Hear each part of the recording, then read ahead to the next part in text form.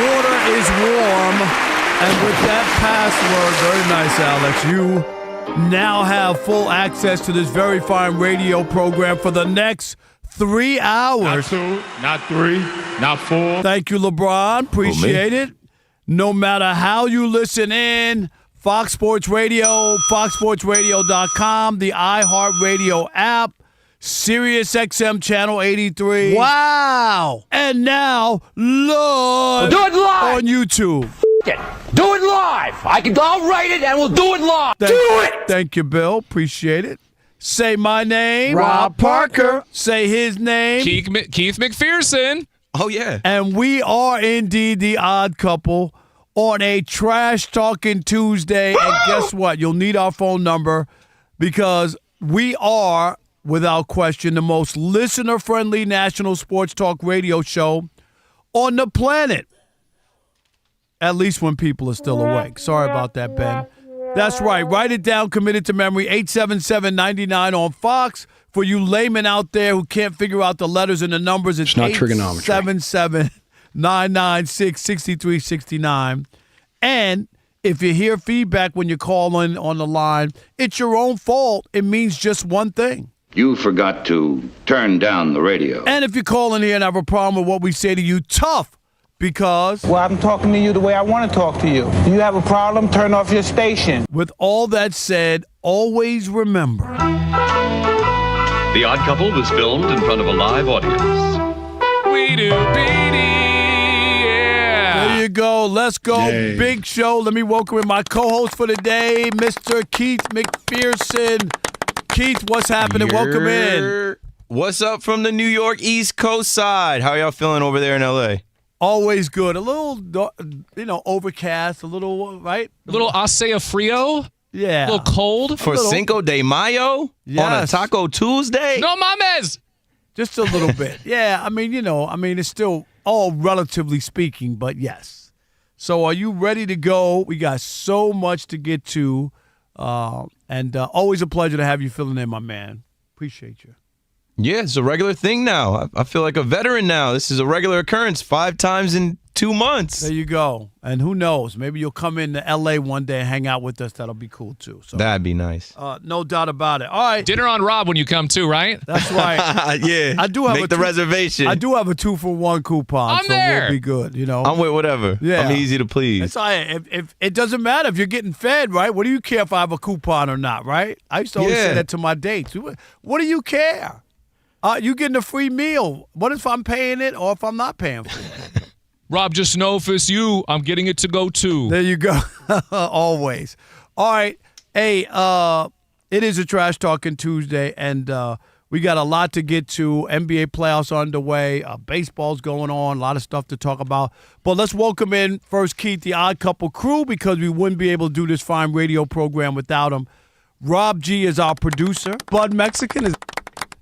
Alex is our engineer. Pay no attention to that man behind the curtain. Steve DeSager's at the anchor desk. He'll keep us updated throughout the program. And Never heard of him.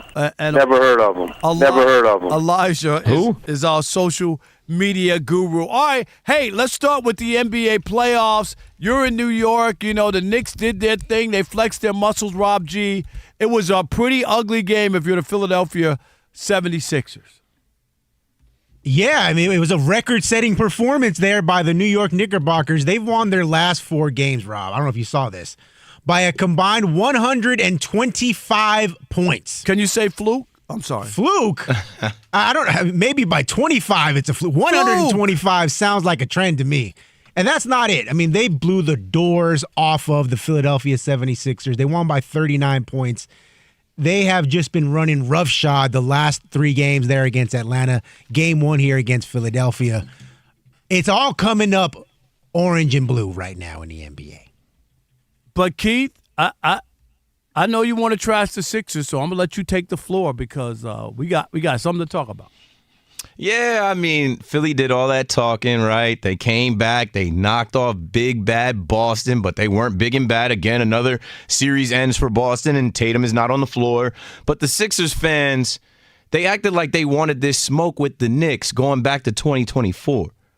And the way that they came out in Game 1 was a complete no-show, and the amount of excuses afterwards, I'm like, come on, Philly, y'all supposed to be tough. Come on, Philly, I thought y'all were riding high. You know, the Phillies fire their manager, they start winning games. The Flyers win in overtime, they start winning games. You know, they get Mekhi Lemon in the draft. Philly was pumping their chest out. And then all of a sudden, they got humbled in the Garden, and it looked like the JV versus the 8th grade team. This can't go on. I heard that the Knicks won't shoot like this again. I heard that it was, they didn't get enough rest. You know, it was a big Game 7 series coming off a one-day rest and travel. I don't want the excuses. You got Embiid back. You obviously had Maxey and Paul George and Tsunami Papi and VJ Edgecombe and everybody else that you got on that team. I want to see the Sixers make this a series. And right now I'm thinking they're about to get swept or the gentleman's sweep.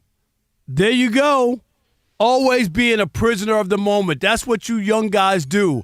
Whatever happened yesterday, that's what it's going to be. Because they weren't supposed to beat the Celtics either, right? And they looked bad against the Celtics. And guess what? They came back and won a Game 7 in Boston.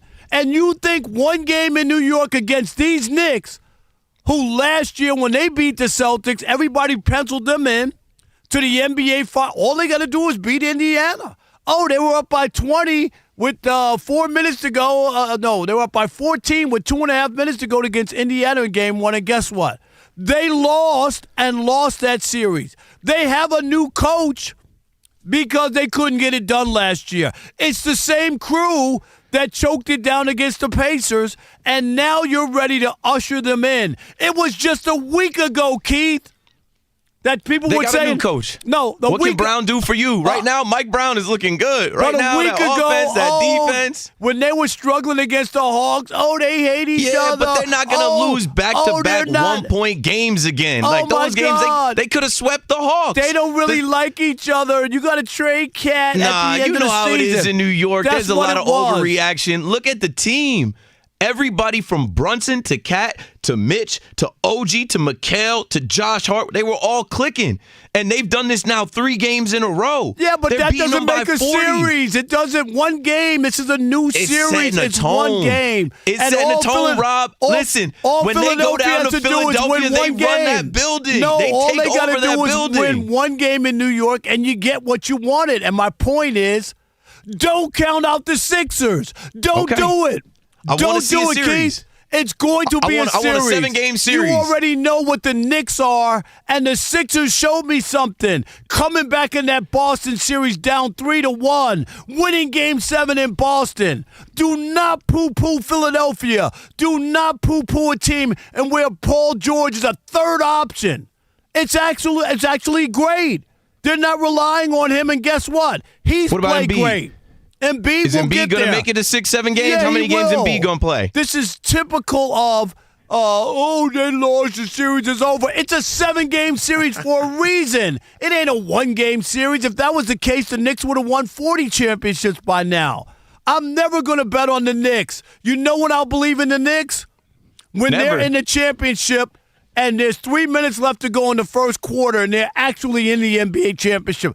That's when I'll believe that the Knicks are in the championship. Not any minute before that. I don't care how many games they win. Because I've seen this movie year after year after year. The last time the Knicks won a championship, Moby Dick was a guppy. That's how long it's been.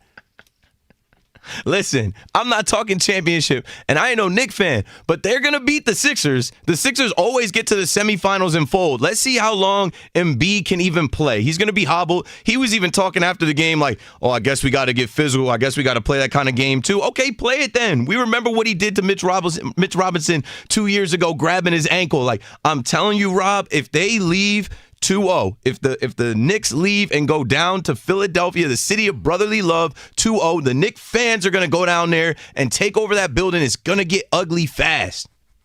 But the only problem is you got to remember this. First of all right, Maxey's been averaging almost 27 points a game.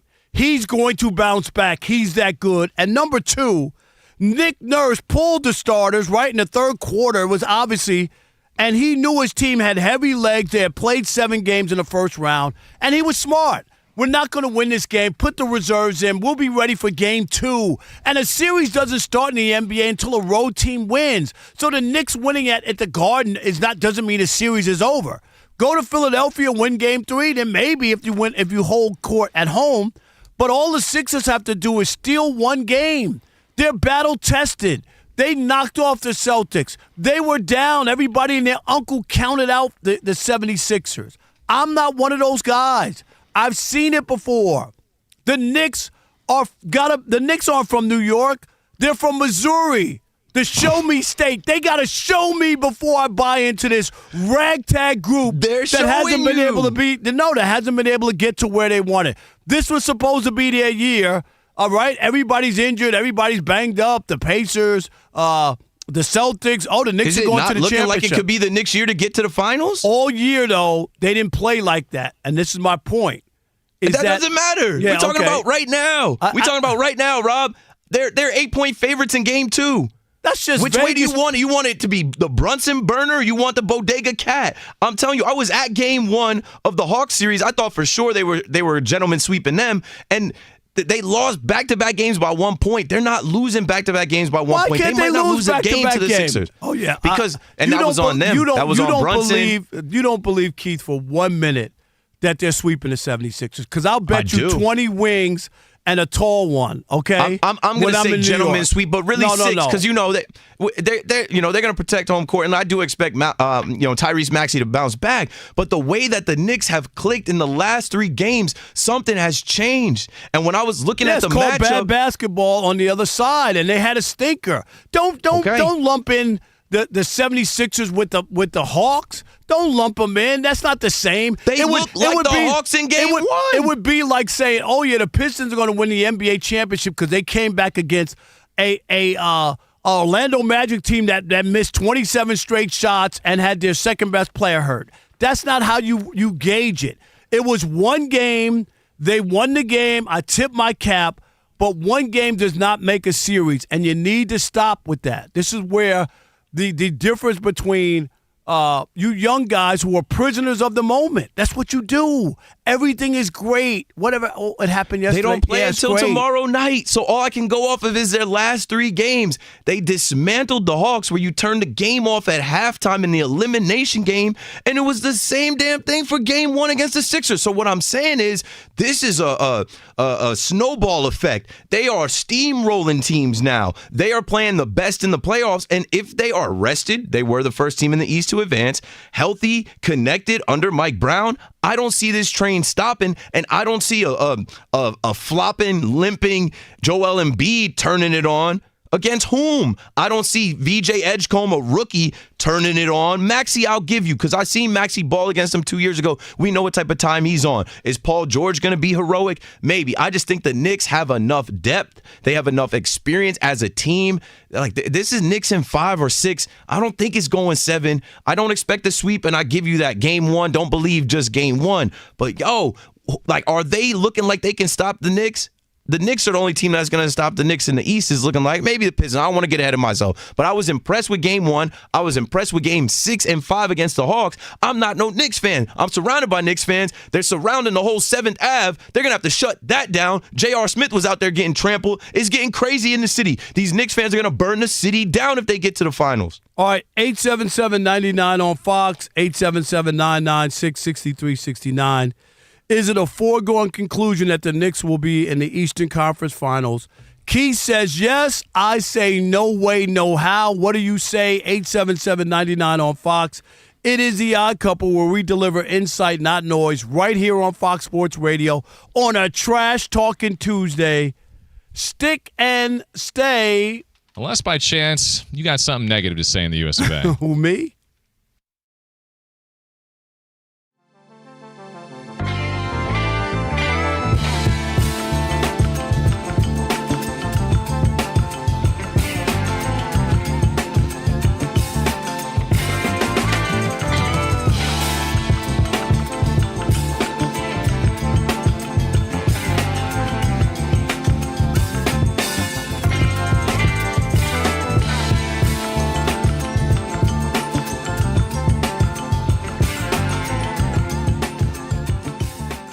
Rob G, the Boston Celtics, Game 7. Couple issues, but, of course, Jaylen Brown highlighted. Yeah, we had a few Game 7s over the weekend, and this one was on Saturday, so we expected this one we get to later in the show. It's not a big deal. We're 2 Game 7s removed from that. But Jaylen Brown had to get on Twitch on Sunday night and made some comments about what went wrong for Boston during that series, and it got everybody up in roar. Take a listen. What are y'all talking about? They clearly had an agenda. They clearly had on a red board. If Jaylen does this move, call the offensive foul on him every time. I don't know if it's because I pissed the refs off. I've been critical about them, and I called them out a bunch of times. They were like, you know what, I got you in the playoffs. Watch this. And that's exactly what they did. And when you're in the middle of the series, you know, I don't got time to say that because that's a distraction. I'm trying to focus. But now that's over, I've been doing that all regular season. Everybody's been doing it all regular season. You're gonna call that on me every time. And y'all don't see it like it's an agenda. It's clearly an agenda. Look at the same move. Okay. It could all be true, but it comes out as sour grapes when you blow a 3-1 lead. And we can talk about the Celtics all we want, and the same thing comes up. They live by the 3, they die by the 3, right? When they lost to the Knicks last year, what happened? They missed 75 out of 100 threes. They go up 3-1. They shoot 28% in the last 3 games, and guess what? You get knocked out. Yep. So you can talk about all you want. It just sounds bad. Jaylen Brown had a great year, absolutely great year. So let me tell you. So they allowed you to do whatever you wanted, and now they want to punish you because they have an agenda against you somehow, and now all of a sudden that's the reason you lost. How was it that maybe it was Tatum, right, not being there, which is a big blow. Nobody's going to poo-poo that or act like it's not. And then the idea that this team has lived and died by the 3. I'm sorry. I can't get with it. Man, absolutely not. You took it nicely on them, to be honest with you. I'm beyond disappointed in Jaylen Brown. First of all, go to Cancun first. 1, 2, 3 Cancun. Go take the break. Go relax. Get your mind off it because you just mentioned the only problem is Vrabel and Rossini's on the boat, so there might not be any room. Did you see? Yeah, and then they might have been taking Spirit, so there might not be no flights right now. That was something for inside the NBA. Did you see it? Oh, they put them on the gone fishing joint. Yeah, they put them on the boat. Well, that show doesn't shy away from it. No, but that's so anti-ESPN. Yeah. Though. Remember, they're not on TNT. Well, they told anymore. them if we're gonna do it, let us do us. I was shocked. Now you know Ernie might have been like, "Come on, y'all. Now, come on now." But this is my issue with Jaylen. First of all, you just lost. You got to have some grace. You got to show some love to the Sixers, or you don't have to say anything. You can just go, like I said, 1, 2, 3 Cancun it, relax, get on a floaty in the ocean or in a pool, relax, drink a Mai Tai or something, and stop talking about it because it only makes you look bad. Also, here's what I don't like. What he doesn't take account for is the fact that this team has won a championship before, and they were supposed to have the championship pedigree. The Sixers are the ones that we say they're going to panic, they're going to freak out, and B can't win a Game 7. This is supposed to be the case, right? He's coming off of an injury, and yet it was the Celtics who looked like they'd never been there before. You know what they did when they were down 1 point, Rob? 1 point with 3 minutes left in the game? They shot 7 to 8 more threes. 3 after 3 after 3. You're down a single point. Joe Mazzulla, you know what you can do? It's called adjust. Make an adjustment. Switch things up. Get somebody on the block. Have somebody draw a foul. Have somebody come off a curl like Rip Hamilton used to do and get an elbow shot. And the fact of the matter is they did the same old thing that they did last year. Shoot all these threes in crunch time when it mattered most. No variety, no mixing it up. And they lost. You live by the 3, you die by the 3, and you know what they say. The definition of insanity, right? Doing the same thing over, expecting different results. And that's what they did. They did the exact same thing over. You can't shoot 129 threes, Rob, in 3 games and only make 36. Dare I also say, when you look at the roster, let's call it out. Let's call it what it is, Rob. Sam Hauser. You go with guys like you're playing Garza. You're playing Shireman. You're playing none of that. I mean, it doesn't matter. No, here's where I'm going, though. Okay, their roster is built to only do that. And that's the issue I have with the Celtics as a whole. But it's work for them, and I'm just saying that's who they are. Right. And when they're not falling, you're going to Well, dang it, lose. Rob, the luck of the Irish ran out. Okay. And I'm okay with that. Mix it up, and I'm glad I saw. But they're not going to do that. But why I'm can't with they? you. Why can't they? I'm with you. That's not what they do. If you look at what we saw That's not over the what week, they do. I hear you. I hear you. What you're but saying. That's 2 years in a row now. What you're saying makes a logical sense. You're down by How dare one. I be logical, You Rob? don't need threes, right? They don't want. They're not hearing you. This is who we are. This is what we do. If they don't go down, we got to live with it. And they got to live with it. So, but.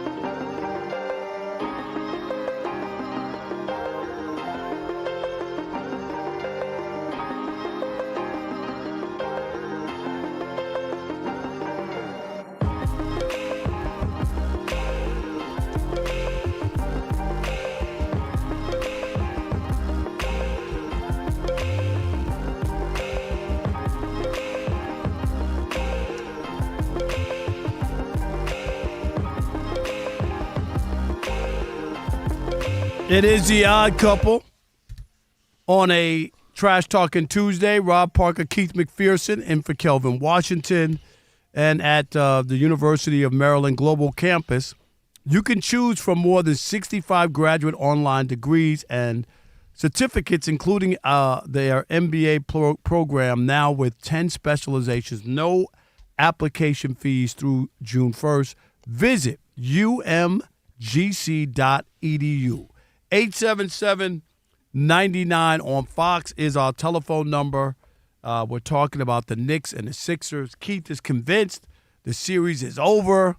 There's no way the Sixers can come back and win. I'm not buying that. I saw the Sixers come back against Boston and get there. So I'm not counting them out after a bad night at the office. And people have a bad night at the office, especially coming off a grueling 7-game series on the road. All right, 877-99 on Fox. How about Orlando in El Paso? You're on the Odd Couple, Fox Sports Radio. What's up, Orlando? Hey, what's up, guys? Listen, this is all prisoner of the moment. It's too soon to get ahead of ourselves. Listen, last time the Knicks did this, everybody was getting a Brunson sign, putting it all over New York, and then what happened? The curtain came down. So it's a little too soon for my taste.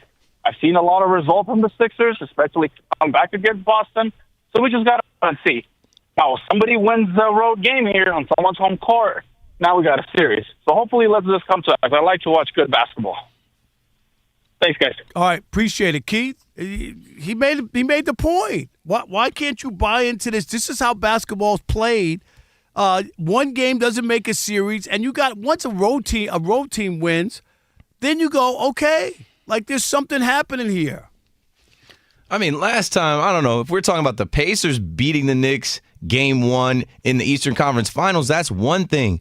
I'm telling y'all, the Knicks run their building. If they do not split, like this game tomorrow night is going to be pivotal. And the Knicks in the post game, we're definitely talking like, yeah, we know it's just one game. We haven't won anything yet.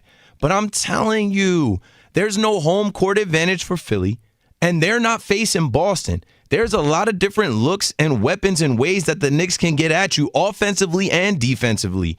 It's a problem if Mikal Bridges is cooking you. It's not just Brunson. It's not just Cat. So I know it's one game. It's one game. Nothing's over yet. But I don't see it. I don't see this Sixers team coming together late in the season as they have and knocking down this Knicks team that is battle tested last year and this year.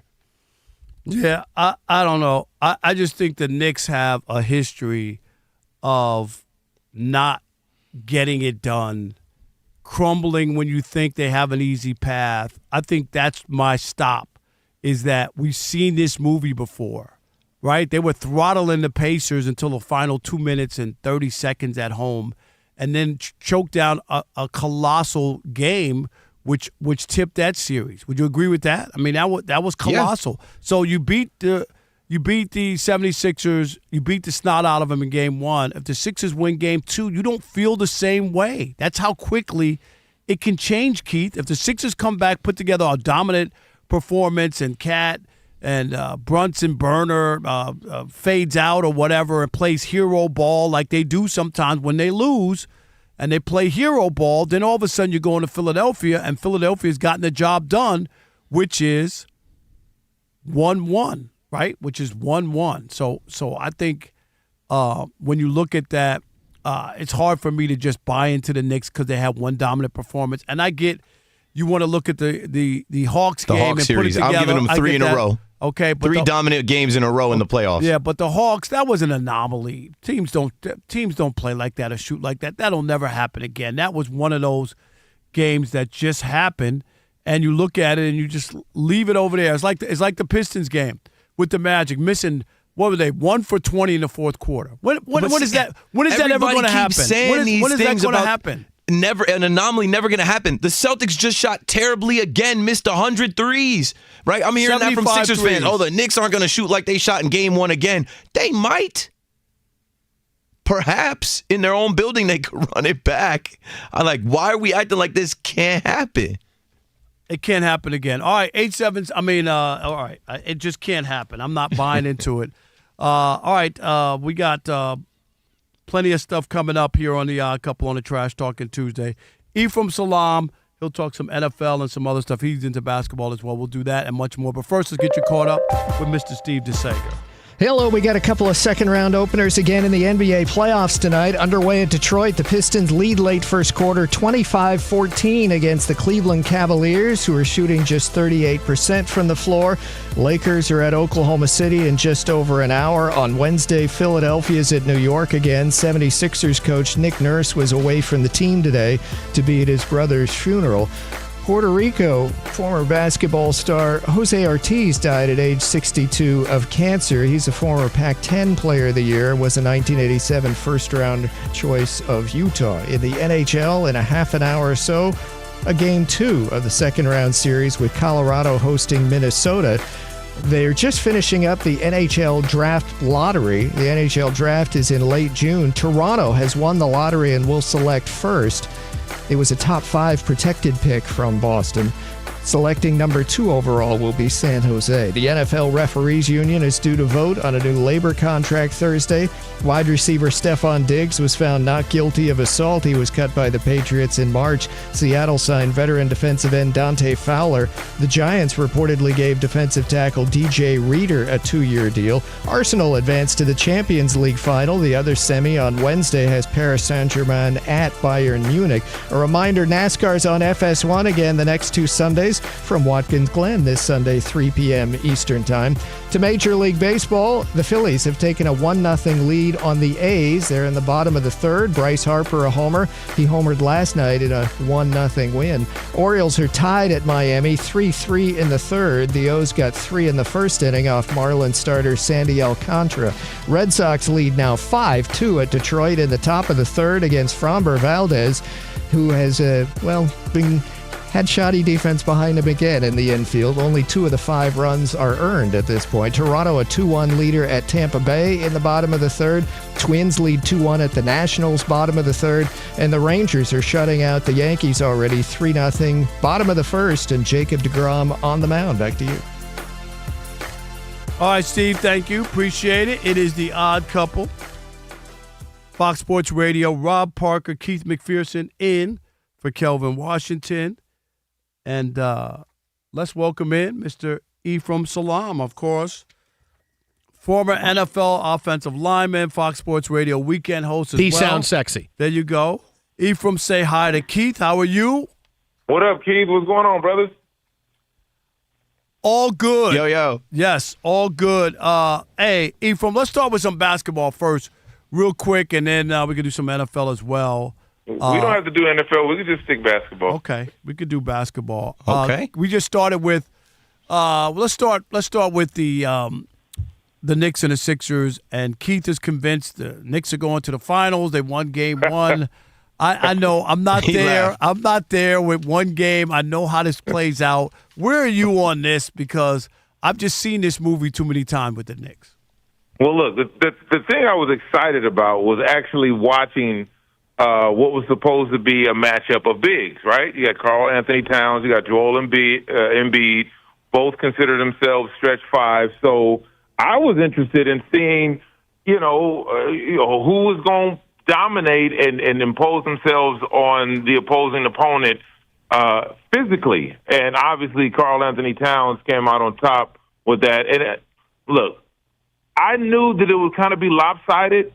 The Sixers coming off that series that they had, 7 games, it's a hard turnaround to get yourselves back up to start the second round of the series. I expected it to go similar to that. I didn't know by that much, but I'm looking for. Look, Maxi's not going to play like that. There you go. I think that young rookie, good Lord, for Philly. He's the real deal, right? He's the real deal. They have an excellent Hedgecomb in that building block, Edgecomb. I think this will even out this series. To even out, I won't give the New York Knicks the championship right now, but they definitely have a stronger team in terms of playing their roles and playing well. Yeah, I'm not giving them a championship yet, but I definitely think they get past the Sixers and Embiid, and that's where I want to focus on with you. What version of Embiid are we about to see in this series? Jaylen Brown just talked about him flopping and getting his whistles.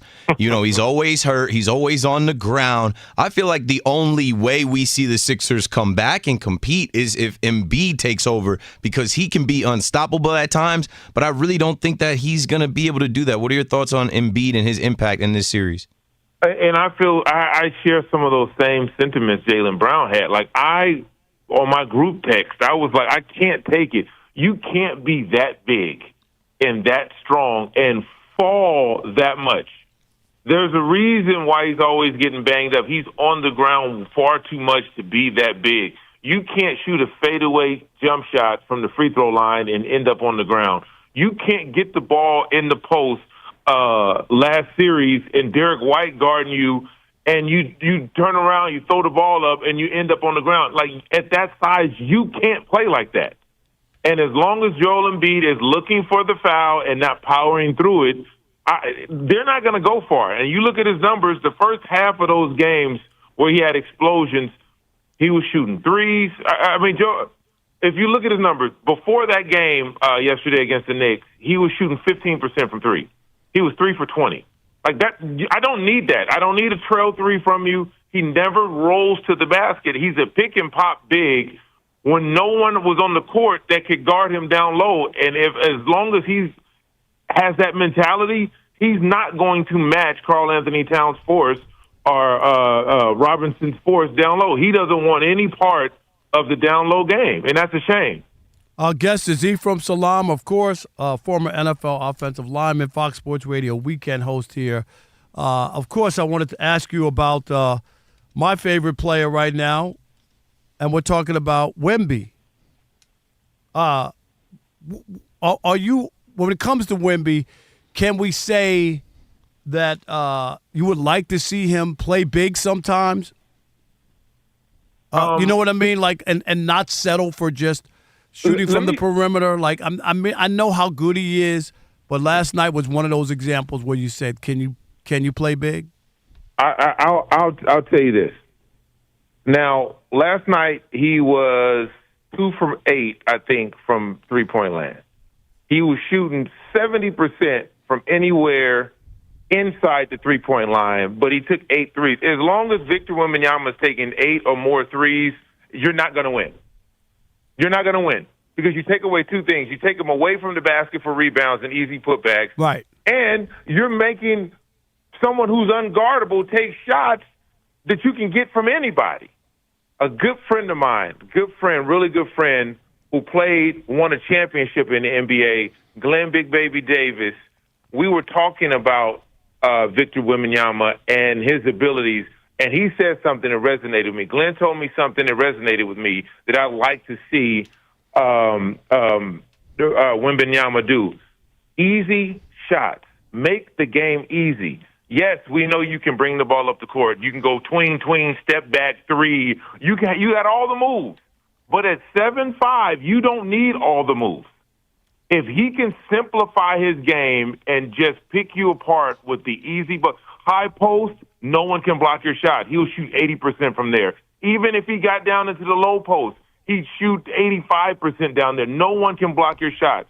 If he stopped trying to show people his bag and everything he can do, number one, it'll save him from injuries. I'm telling you, I had that conversation with Big Baby, and that next day was the day he came down and hit his head on the ground.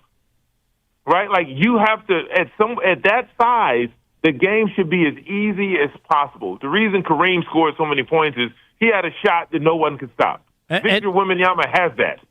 Right, and you don't have to do it for yourself because everybody knows one thing. Everyone knows it's Wemby.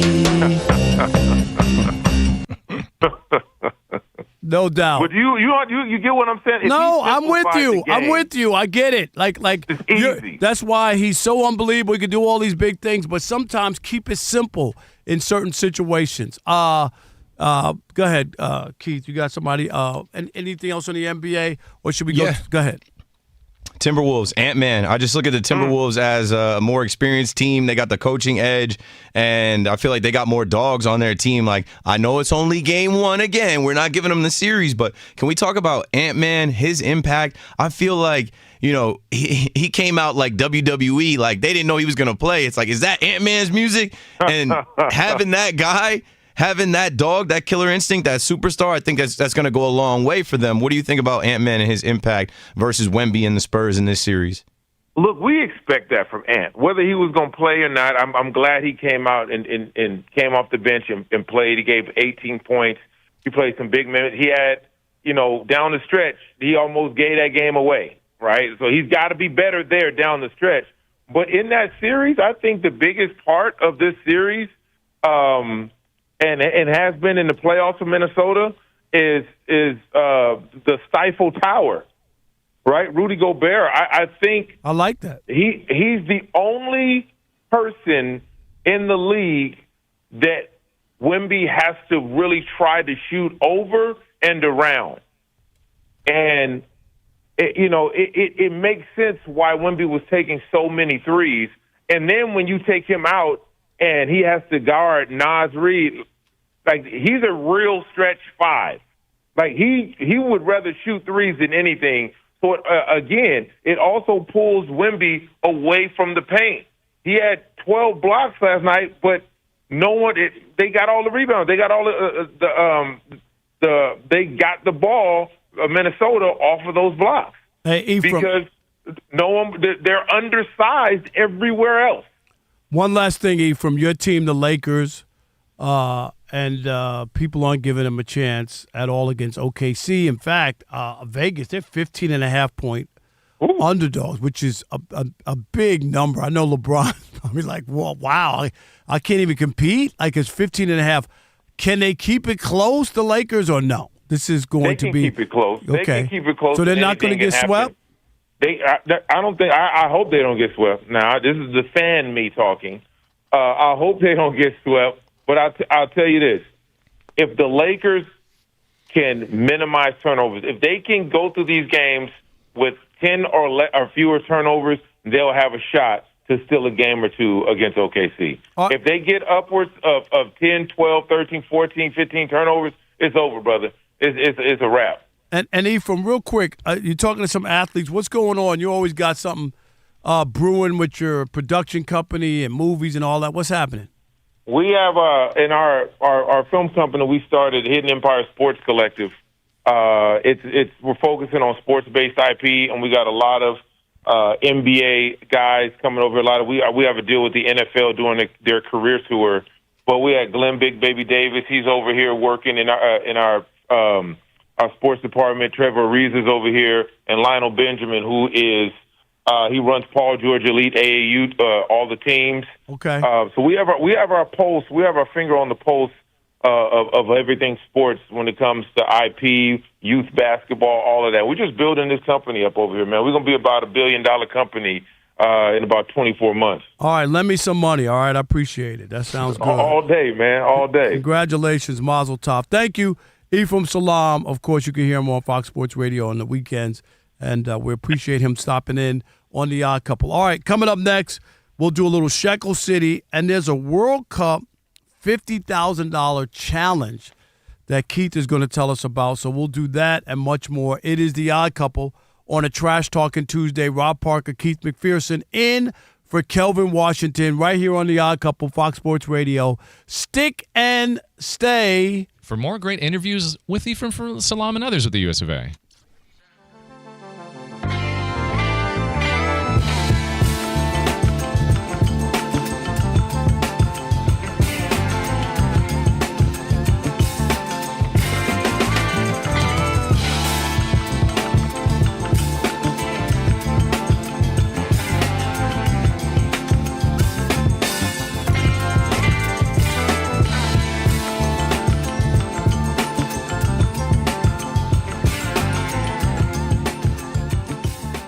Who's going to be the next face? We got, obviously, Wemby's going to be the face. We've had conversations. Obviously, Joker, you could argue, has been the best player for a few seasons as well. And so the conversation's been, who's that next star? Who's that next specifically American star? And I think this series was a great one, kind of a coming out party for everybody to see Cade Cunningham. He played well against the Knicks last year, but you could still, he had to get his sea legs under him, turning the ball over at times, looked a little discombobulated because it's the first go at it, going up especially against a team, a rugged Knicks team last year, and a guy like Jalen Brunson, OG Anunoby, and so on and so forth. And this was a great series for him. Specifically, to me, I looked at it as the league as a whole, saying you got some nice guys that you can say, hey, these guys are the future, right? You got Tyrese Maxey, who we're getting ready to see coming up against the Knicks as well. We already know about Ant Edwards. You already know about some of the young guys. You got younger guys, Cooper Flagg, and we'll see some other guys if LaMelo Ball ever stays healthy and can play. I love what Cade was able to do and kind of put the league on notice that, hey, I'm here to stay. And you can kind of bank on me to be that guy, not only in the Eastern Conference, but a guy that the league can say, man, he is one of our stars. He's one of our futures. Rob G just touched on it. Some guys aren't able to do multitude of things. He can score. He can obviously set his guys up too much. Obviously, they depend on him too much.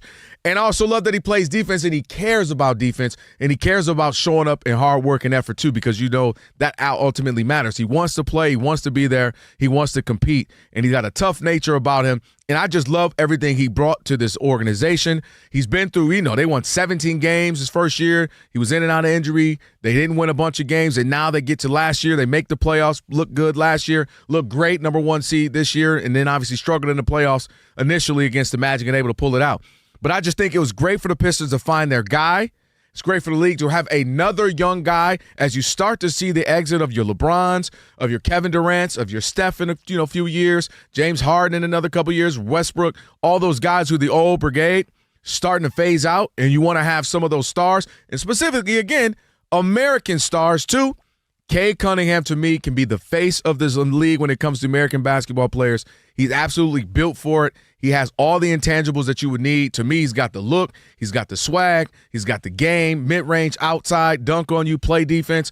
I came away very impressed with this young man. The poise of him, 24 points down, game 6, didn't flutter, didn't get scared, manned up, took that team to win that game, ultimately winning big in game 7. So I just walked away, obviously already very familiar with his game, very familiar with who he was, but walked away impressed. And again, I thought the league as a whole, he and Paolo Banchero, we were on the air when that game happened, both get 45 points. The league wants that. You want your stars, these young stars, to start to show up, start to shine, have big playoff moments, because we know the regular season is where you make your name. The postseason is where you make your fame, and Cade Cunningham just did that, and I was very, very impressed, and very. It was great to see from him personally, and also the team come back. But he was spectacular. Totally think it's way premature. In fact, during this very series, he had 24 turnovers in 3 games, which set a record. So he didn't play great the entire series, and his team was down 3-1 to a very inconsistent team that all year was underperforming. So the idea that they came back and won is fine. I get it. They won. I'm not taking anything away from them. Wagner didn't play. They also needed them to go 0 for 27 from the field to even have a chance. They were down 22 points in the first half in a very important game, and they needed a fluke, an anomaly to even help them get to that situation. And it happened. The Magic deserved to lose. The Magic deserved to get their coach fired, all of that stuff. But I didn't leave with that. I still think Ant Edwards, who hasn't reached that place that people want him to reach, I know he's got another chance. He's been to the Western Conference Finals a couple times. I think he's ahead of Cade Cunningham. I don't believe that Cade Cunningham is the next American face of basketball. I think it's Ant Edwards when he can get in his situation. And we'll see what he does in this series or what the Pistons do. It's still a flawed team. And if they lose or he struggles or whatever, people will look at it and say, okay, it's another step. And he took another step this year. But to put him to the head of the class like he's going to be the face of the NBA from the American side, I just don't see him in that light. Not yet. They were very fortunate. And you wouldn't be singing that tune. Say they lost in Game 7. You would look at that. There's no way you would even come close to having the conversation you just had. And that's how close they came to losing this series. And that's my point, is that it wasn't a dominating where he came out, and you always talk about this. Oh, well, they really didn't play, they really didn't play that well. I know they won, but it wasn't like that impressive. You can't leave that series and feel that impressed by Detroit. I thought I saw more flaws than I thought. I was shocked.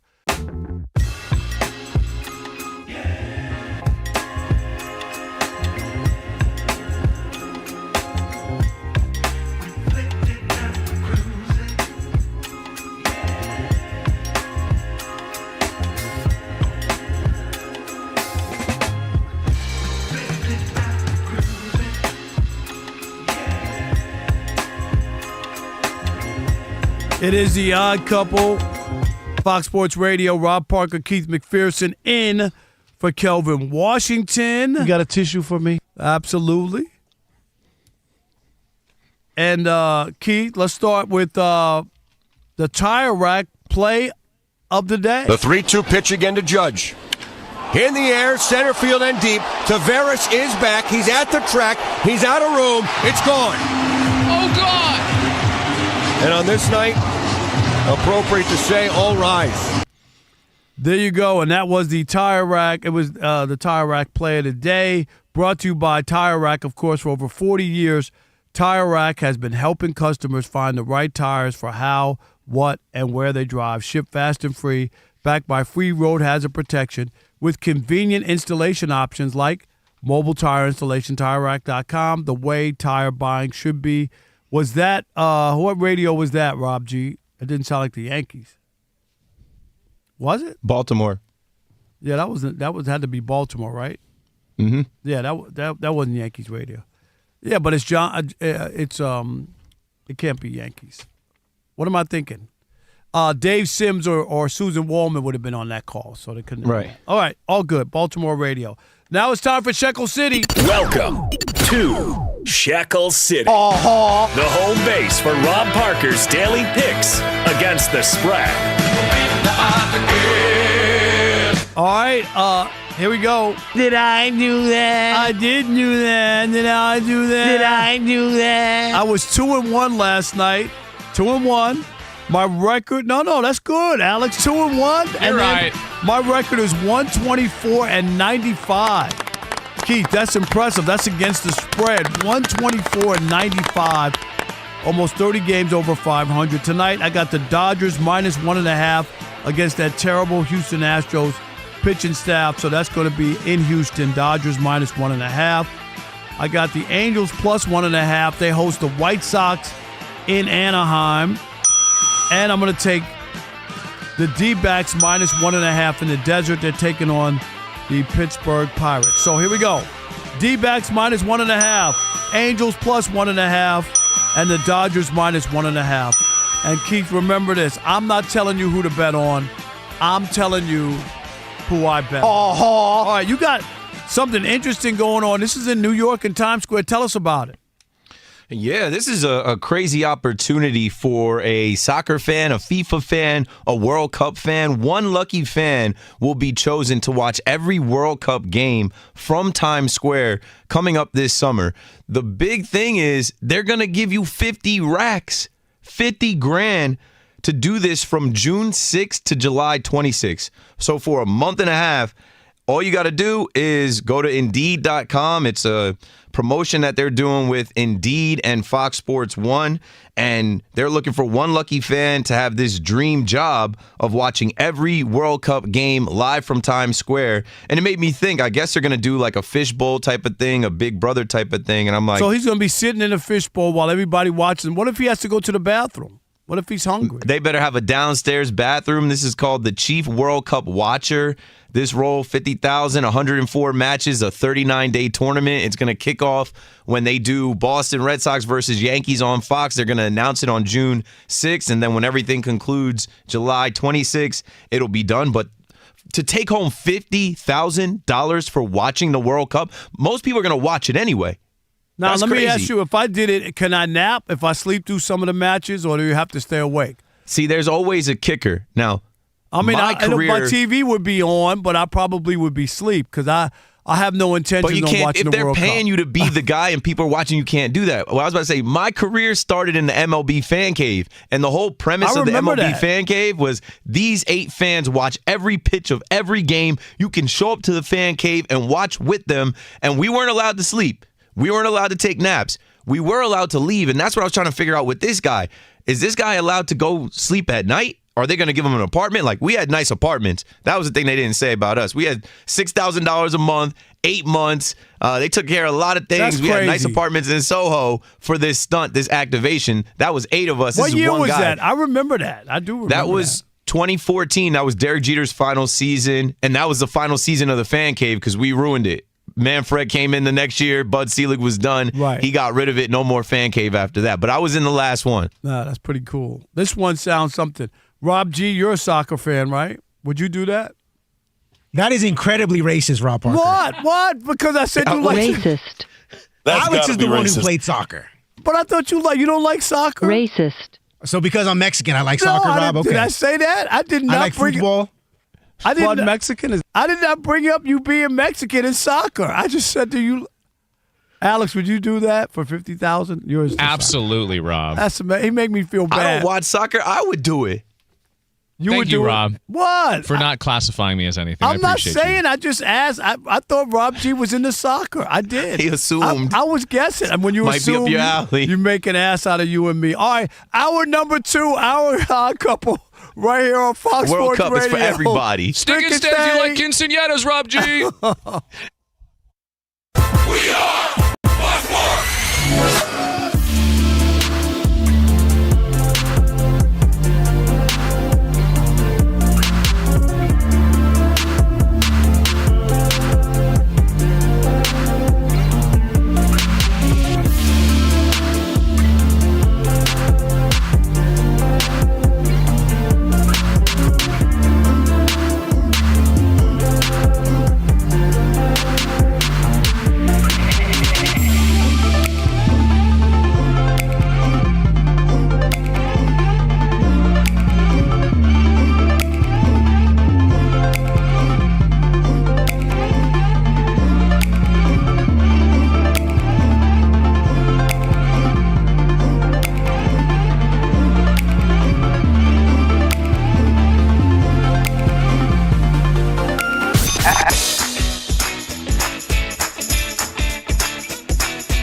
It's the odd couple. You know what time it is. It's your boys. Let's get it. The odd couple is fun. Check. And informative. Check. What's up, America? You want to talk sports with 1.5 of the best-looking guys in the game? That game was incredible. You are wrong. You'll be king of the water cooler. What's it like working with Rob? Rob in his mind is like Chris Rock mixed with Richard Pryor, so I'm running out of fake laughs. Ha ha, Rob. Rob is very passionate, Son, you ain't ready for this. Well, I don't have BS in my game. I'm straightforward. I'm honest. You say Brady's the greatest quarterback of all time, but Eli Manning beat him twice. And, of course, it doesn't hurt that I'm right most of the time. Kelvin is the nice guy, wants to make everybody feel warm and fuzzy. You done? Let me tell you the truth. I bring the energy, a youthful energy. Rob's not going to see this, is he? And I bring an honest opinion. Michael Jordan, I can't take it anymore. I need a break. I'm going to go play baseball. Trash Talking Tuesday is the best. It's a great opportunity for folks to call in and they get to trash whomever. Who you trashing, Roger? I'm trashing LeBron James and Michael Jordan. Oh, okay. They can't even hold Wilt Chamberlain's shoes. Stop talking about the king like that. It's a new era. Let LeBron be the best, please. I only recognize one king in the United States, and that's Burger King. The connection with the Odd Couple audience is incredible. We really invite them in. And they can relate, whether it be things about our own personal lives or our takes on sports. Love you guys. You guys are killing it. Hey, we appreciate you. Thank you for rocking with your boys. They feel like it's just my guys, just my friends, and they join right in on the show. We talk with the listeners, not at them. Obviously, you can listen to us live, but you can still check out the podcast. You can check out our YouTube. You can check us out on social media. So in any way you want to get it, you can get it. Yes. There's some yelling. It is some hot takes. It's a whole lot of fun. I'll give you that. It is fun. I agree. Begrudgingly. The Odd Couple. Sports talk that's too good and too fun.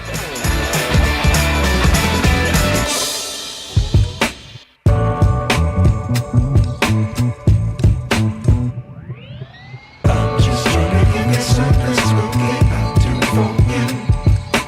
I'm just trying to give you something.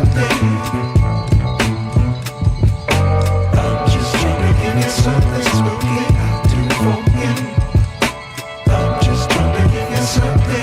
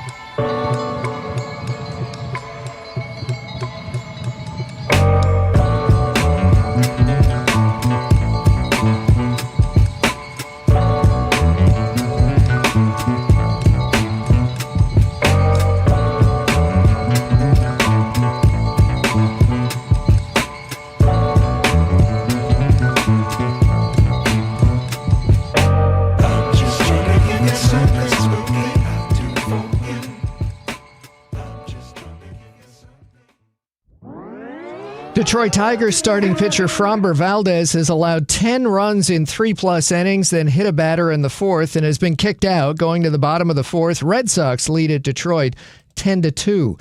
Meanwhile, the Orioles are ahead 5-4 at Miami, bottom of the fourth, against Marlins starter Sandy Alcantara. At Philadelphia, Bryce Harper with a homer fills up 1-0 on the A's in the top of the fifth inning. Elsewhere, it's currently Blue Jays now ahead 3-2 at the Rays in the top of the fifth. Yankees hosting the Rangers, that's 3-3 in the third. About to start pitcher Shohei Ohtani and the Dodgers at Houston. In the NHL playoffs about to start, Colorado hosts Minnesota. Toronto has won the lottery for the NHL draft. San Jose will select number 2. Second round openers in the NBA playoffs mid-second quarter at Detroit. Pistons 49-35 over Cleveland. Later it's Lakers at Oklahoma City. I'm Steve DeSager.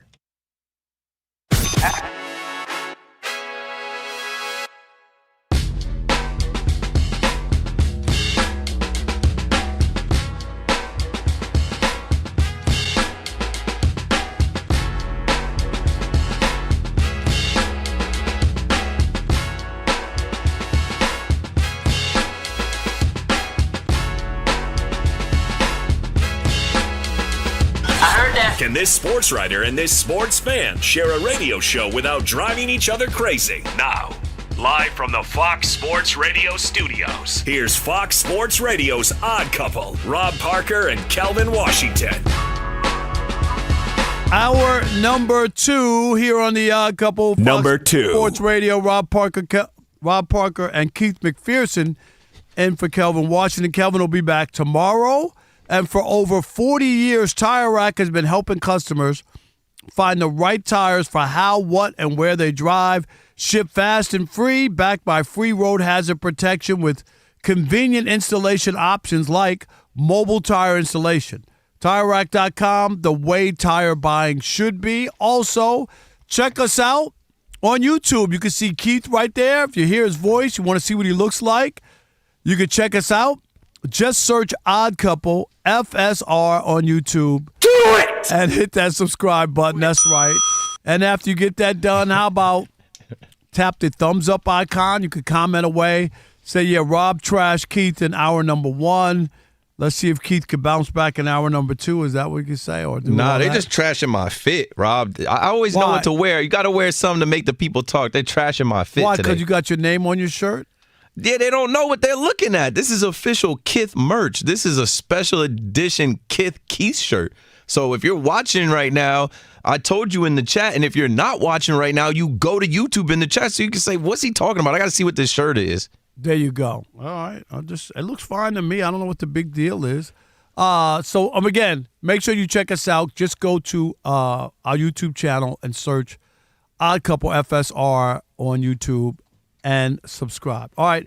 Rob G, the Odd Mob, I'm sure we got some comments. Are they ripping on Keith or they got some NBA stuff? What we got? We got all kinds of stuff, but just most recently, going back to Rob's last comment at the end of hour 1, suggesting that because I am a Mexican-American. Oh, here we go. That I must be a soccer fan. Racist. Big Daddy Al says, What? Rob, definitely all caps racist. And Carlos says, yeah, we all know Rob G is actually a hockey fan. There you go. See? But it doesn't mean, okay, so if you were to say to me, well, Rob, I know you're watching the NBA playoffs, would I think, okay, he's saying that because I'm black, like I'm watching basketball? Now, if you said I had a fried chicken dinner and watermelon, That's then got to be maybe, racist. you know what I'm saying? But I didn't say anything. I'm Rob, just, what's in that big gulp? Is that Kool-Aid? yeah, see? Grape soda. See what I'm saying, Keith? Grape soda. Wow. He said I got Kool-Aid. I got Kool-Aid with the dollar sugar in there. You got a fire alarm at your crib that just keeps squeaking? No. Don't change the batteries, Rob? God. Is that what's Yo, you going on? taking it too far. Dude, that is unbelievable. You know, I don't know. How do people survive with that? I see that on videos. It bothers and me stuff. so much when that thing's going off. Keith, you know what? It's like beep, beep. I'm like, dude, fix the battery, pull the battery out, do something. How are you I that saw desensitized? 2 players. Jazz Chisholm Jr. did an interview on MLB Network with the fire alarm beeping, and Travis Etienne did the same thing, did a podcast with Amon-Ra St. Brown. I'm like, yo, how do y'all live? How do you live with that? Sleep? You don't hear that? Wild. Right? It's an easy fix. It would drive me crazy. Like, when I hear it chirp once or twice, I'm like, where's the battery? I got to get a new battery. And Rob, we talked about this on and off the air. Don't you hate it when racial stereotypes end up being true? Yes. Like, I've told you 1,000 times, I love my brothers, like, to death. But when they park their cars on the lawn, I'm like, God, we did it again. There you go. We did it again. I'm just like, what are we doing, guys? Come on. Doesn't help anybody. Why they got to park it on the lawn? I don't know. They could park the next house over and be on the street, but they're like, nah, I'm just going to park it right there. We're good. And then people drive by, they go, oh, okay. Yeah, see? I'm just now we all look bad. No, I'm just saying, right. All right. Speaking about looking bad, Rob G, the Lakers are going to look bad in this series. And we know that Luka's not playing. LeBron is going to try to rally the troops with Mr. Reeves. But J.J. Redick said something today, Rob G, that just rubbed me the wrong way. Yeah, ahead of game 1, the Lakers, you mentioned it, 15.5-point underdogs. That is unbelievable. Has LeBron ever been a 15.5-point underdog? I don't you know think what even I mean? back in a 07 playoff he was game? that low. My God. But, yeah, it's not looking good for the Lakers. Everybody's expecting not only to lose this series, but all likelihood to get swept. And J.J. Redick, ahead of game 1, spoke about the task at hand going against the defending champion Thunder. Take a listen. We saw a stat in our morning meeting this morning, like our teams that have had back-to-back or even more than that, 10 or more better net ratings in consecutive seasons. We're talking about the 95-96 Bulls, the 96-97 Bulls, and then the 15 through 17 Warriors. You're literally talking about two of the greatest teams of all time. I said to a bunch of people yesterday, off-site, that were, talking about this series to me. I said, yeah, the Thunder are it's one of the greatest teams ever in NBA history. That's just the reality. They're that good. I think our guys recognize that and respect that, and we know what kind of task we have in front of us. No, they are not one of the greatest teams in NBA history, J.J. Redick. What baloney is that? They won a championship. We gave them a parade. We threw the confetti at them. They also went 7 games against Denver and 7 games against Indiana. If Halliburton didn't get hurt, they might have lost that championship. I don't care what the numbers say. This is a typical coach speak. J.J. Redick thinks everybody's a dummy. You know what he's saying? Keith, he's saying, we're going to get drubbed, so I'm going to soften the blow. I'm going to tell you how great they are, so no one's going to look at me and say, oh, the Lakers are garbage or they're trash or how embarrassing. Even with LeBron, everybody talks about how great he is and the numbers he's still putting up, and nobody gives him a damn chance. I get it. OKC is the defending champs, and they are a hell of a team. But to crown them with one championship that they're one of the greatest teams of all time, can you stop? Can you pump the brakes? Can you give us a break? J.J. Redick is full of baloney. J.J. Redick is a $3 bill. J.J. Redick is disingenuous. It's coach speak, Keith. He's trying to deflect and tell you there's nothing to see here. He's warning Laker fans, don't worry, we are losing because they're so great. I never heard a defeatist attitude before you even get into a series. My God, do you know that thing's called upsets? I'm not buying J.J. Redick. Well, JJ was in the media. This is a Jedi mind trick. And it's smart, honestly, because the almighty Lakers don't even belong on the court with one of the greatest teams of all time. If he's right about them, they might go back-to-back champs, and they're going to say, hey, JJ was trying to tell us. And you know what it is? It's you under-promise, and you hope that you overperform. If the Lakers win 1 game, then it's like, oh, look at the Lakers. Look at the job JJ's doing. If they win 2 games, oh, we got a series now. And, he's just kind of, like you said, throwing platitudes at him to soften the blow. I get it. I understand it. I would do the same thing. I would be like, hey, listen, these guys are great. We don't belong on the same hardwood as these guys. It's going to be a tough series. Maybe it's also a Jedi mind trick to get in their heads where they kind of come in thinking it's going to be sweet. They've been off for a little while. Maybe you can get that first game. Nah, they're not getting that first game. They're going to get smoked. 15.5 point underdog. They're going to get smoked. You think Vegas gives away 15.5 points? No. Seriously. They look at this and go, no, there's no matchup here. What are you talking about? Ain't no way. Aretha Franklin sang that song. Alex, can we get that? Ain't no way. Aretha Franklin. Ain't no way. But he going to sit here and tell you that they're the greatest. Just call it. I believe in my guys. I know on paper we're overmatched. We're not supposed to compete and win this thing. But I believe in my guys. This is it, Aretha. Let's hear it. This is J.J. Redick on the piano as Aretha Franklin is going to be singing, Keith.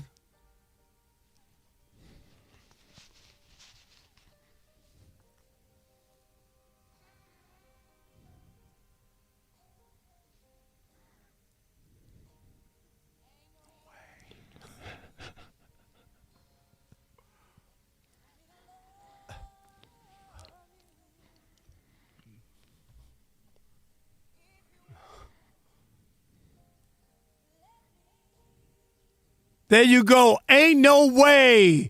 Aretha Franklin, J.J. Redick on the piano. He don't love the Lakers. He just said it. He's too busy flossing the OKC Thunder. Is that what they say, flossing? Is that what it is? Glossing, glazing. You know what I'm Glazing. saying? Yeah, glazing. That's what he's You were doing. close. Okay. Flossing. Hey, yo! Hold up. You get my point, Keith. Man, I knew what you was getting at, what you were alluding to. I hate it. I hate it, man. Where's the competition? Do you know there's been some great upsets in sports history? There really have. There have been some. That's why we play. That's why we love the games. You know why? It's the ultimate reality TV. It is. That's why the only thing that moves the needle today in today's society, live sporting events and national news. That's all. Nothing else. Nobody watches television like that. Nobody cares about movies being dropped. Not like this, because we don't know what's going to happen. That's why we watch. If we knew all the time that the home team or the best team was going to win, Keith, it wouldn't even be interesting. The Yankees have a great tradition. They haven't won since 2009. Whoa, why you got to go there? Because I'm just trying to make the case that it ain't automatic. It ain't automatic. The Dodgers, right, they've won back-to-back last year. The Blue Jays had 8 chances to beat them in the World Series. Would you agree? 8. Sure did. And they couldn't get it done, and that's how the Dodgers won their back-to-back World Series. That's why we gamble on this stuff. That's why, somebody's going to get paid $50,000 to go watch the World Cup. That's why sports are undefeated in ratings and in ticket sales. And there are a million shows like the one we're doing right now, and there's going to be another one after, and it goes on all day and all night across this great country and globe with people talking sports because we care. Why do we care so much? Because it's unknown. The results are unknown. We can't wait to see what happens. 100%. 100%. All right. It is the Odd Couple on a Trash Talking Tuesday, and coming up, Wemby's coronation may have you may have to put it on hold, okay, because everybody's ready to coronate this guy, and we might have to do that. We'll continue that next. We'll talk about Wemby or Gumby, whatever you want to call him. It is the Odd Couple. Rob Parker, Keith McPherson, in for Kelvin Washington, right here on Fox Sports Radio, where we deliver insight, not noise, on the Odd Couple. And you know what you need to do. Stick and stay. For some of Rob Parker's greatest hits in the US of A. Everyone knows it's Wemby.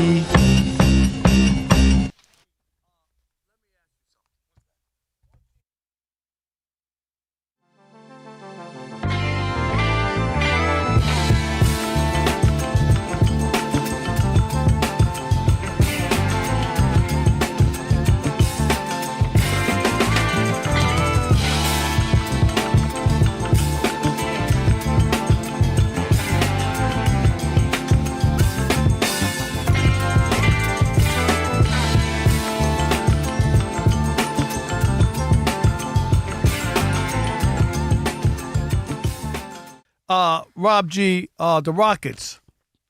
There's some talk about Kevin Durant and his future there in Houston. That's right. On Monday, ESPN published their long-form postmortem on the Houston Rockets season about what went wrong, what went sideways, what led to them getting bounced much earlier than we all expected.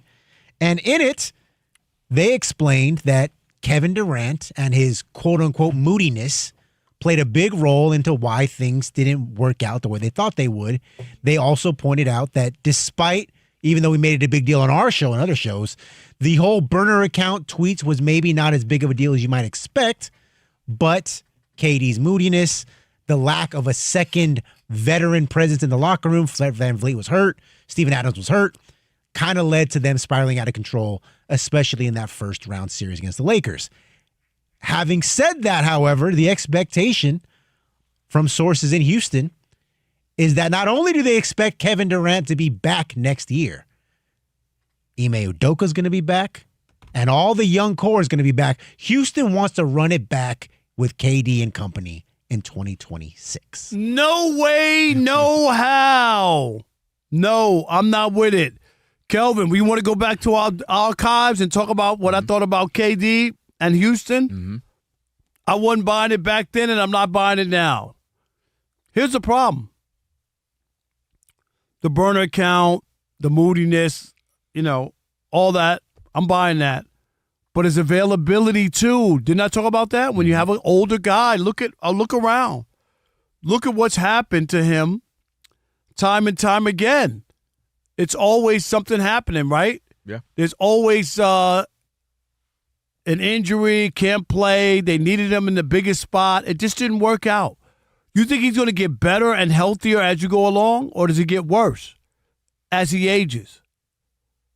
Yeah, he's going. I mean, that's just human. Well, allegedly, LeBron, but you're supposed to. But you get my point. Yeah. I don't know. I mean, I understand. I guess they've invested so much, and they feel like, what else are they going to do? And let's run it back when we get everybody back and healthy. It's just that he's getting older, and everywhere he's gone, things have gone south. Like, really. That's my issue, Rob, more than the talent. He's a walking bucket. He's going to be efficient. Mark him for next game, 68 games, 24 points a game, 5-5. You know what I mean? Something like that. That's just what he does. But the issue I have more than anything, and I'm disappointed in him, and obviously Fred VanVleet there might have helped, but my biggest thing is it can't be a locker room disruptor. There's something all the time. And everywhere he leaves, there's something. It's just, the Warriors thing. And maybe look how better the Suns got after he left. And that was a shocker there. And it's weird. This is going on. And some weird stuff with the Nets. And there's weird stuff with the Suns. And we know how it ended in Golden State. And now we're here in the locker room with Weary Houston. And I don't know if he cares too much. I don't know if he's too much of a recluse or like I like to be alone kind of guy. But to me, what you see the NBA, and I've mentioned this before, you see the NBA has become – it's become a bunch of young guys you bring in when you finally find your core, and you grow and you grow. The Pistons are doing it. The Warriors actually did it 10, 12 years ago. The Celtics did it. The Thunder are doing it, and to the tune of winning, but also doing it. The Nuggets did it with Jamal Murray and Joker, and so growing that team there. That's what you're seeing. Orlando Magic are doing it. That's the Spurs are doing it. So to me, that's what the Houston Rockets have. They have a nice young core, whether it's Şengün, Amin Thompson, Shepard, Eason, Jabari Smith Jr. They got a nice core, and I think they're to something to letting that core grow. Now, what you might want to go do is find your De'Aaron Fox. Find that middling veteran. Like he's 28 years old. It's something like that. That veteran, been around, been in a couple of post playoff series. Not necessarily this 37, 38-year-old. But I think that's kind of what you're going to need. Your De'Aaron Fox, your guy that's got some experience. If he were just an example, somebody like a Jamal Murray, I know he had a bad game, but somebody who can get you a bucket, can create, can get shots, something where you're like, we got a guy who's a veteran, can score, but it doesn't have to be the old head. Again, because most importantly about all these teams I named, you know what they all have? Great chemistry. Locked in. Have you ever seen an interview with the Thunder? You can't even interview. All right, we're going to interview SGA after the game. It's 12 of them there. Let's interview this person. The whole team is there. The Pistons, everybody's there. The Spurs, they're locked in. And so I need that if I'm the Rockets.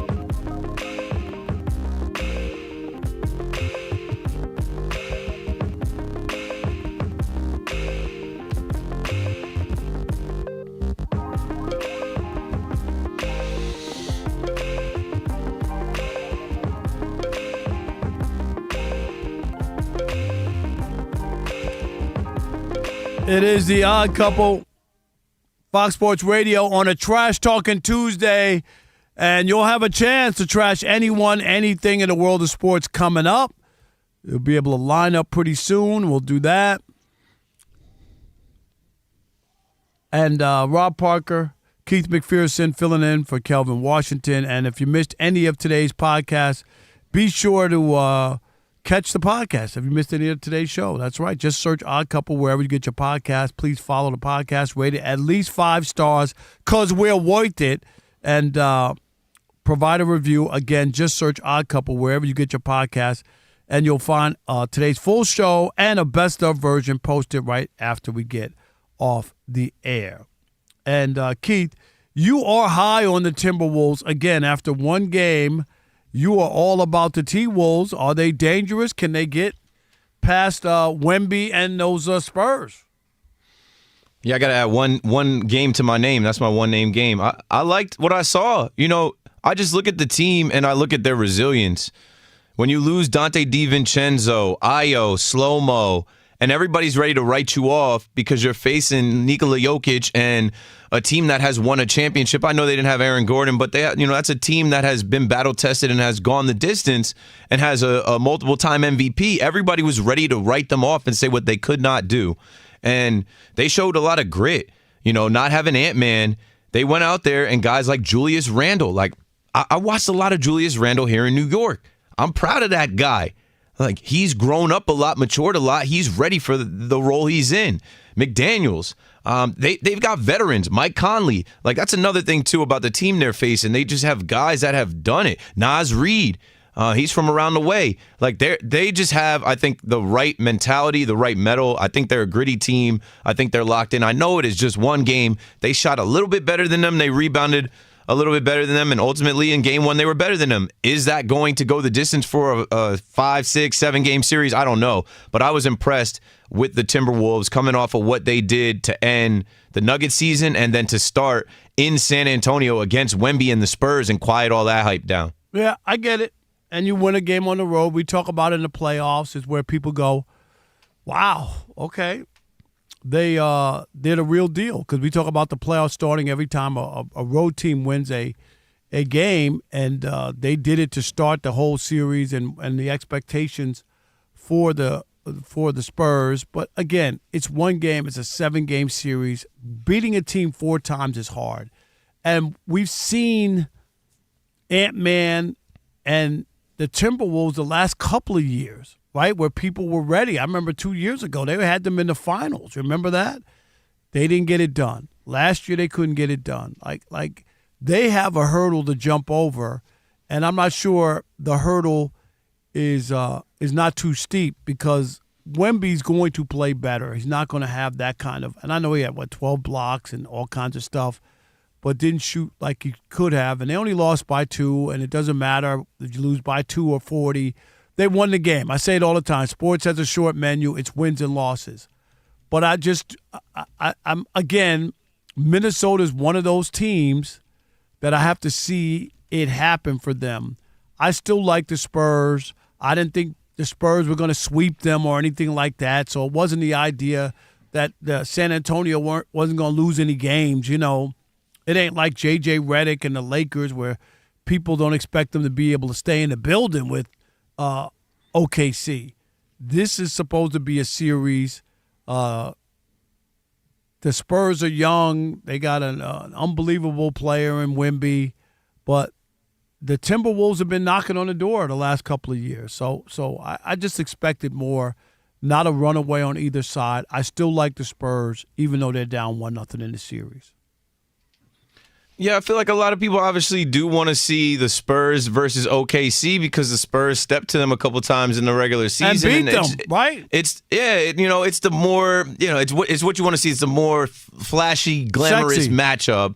to see them advance. But I'm telling you, Chris Finch and this bunch, they're gritty. They have the mettle. I can't think of the other words for just a veteran team that is bonded together and focused right now. And they're overcoming injuries, and they're saying, yo, we've got enough with what we have. We're going to play. Everybody's going to play. We're going to find a way to get it done. And having Ant-Man back, Wolverine, the young boy that's able to recover like that, it just flipped the script for them. Because once you see Ant-Man go down, it's like, they're cooked. That's their main guy. He's back.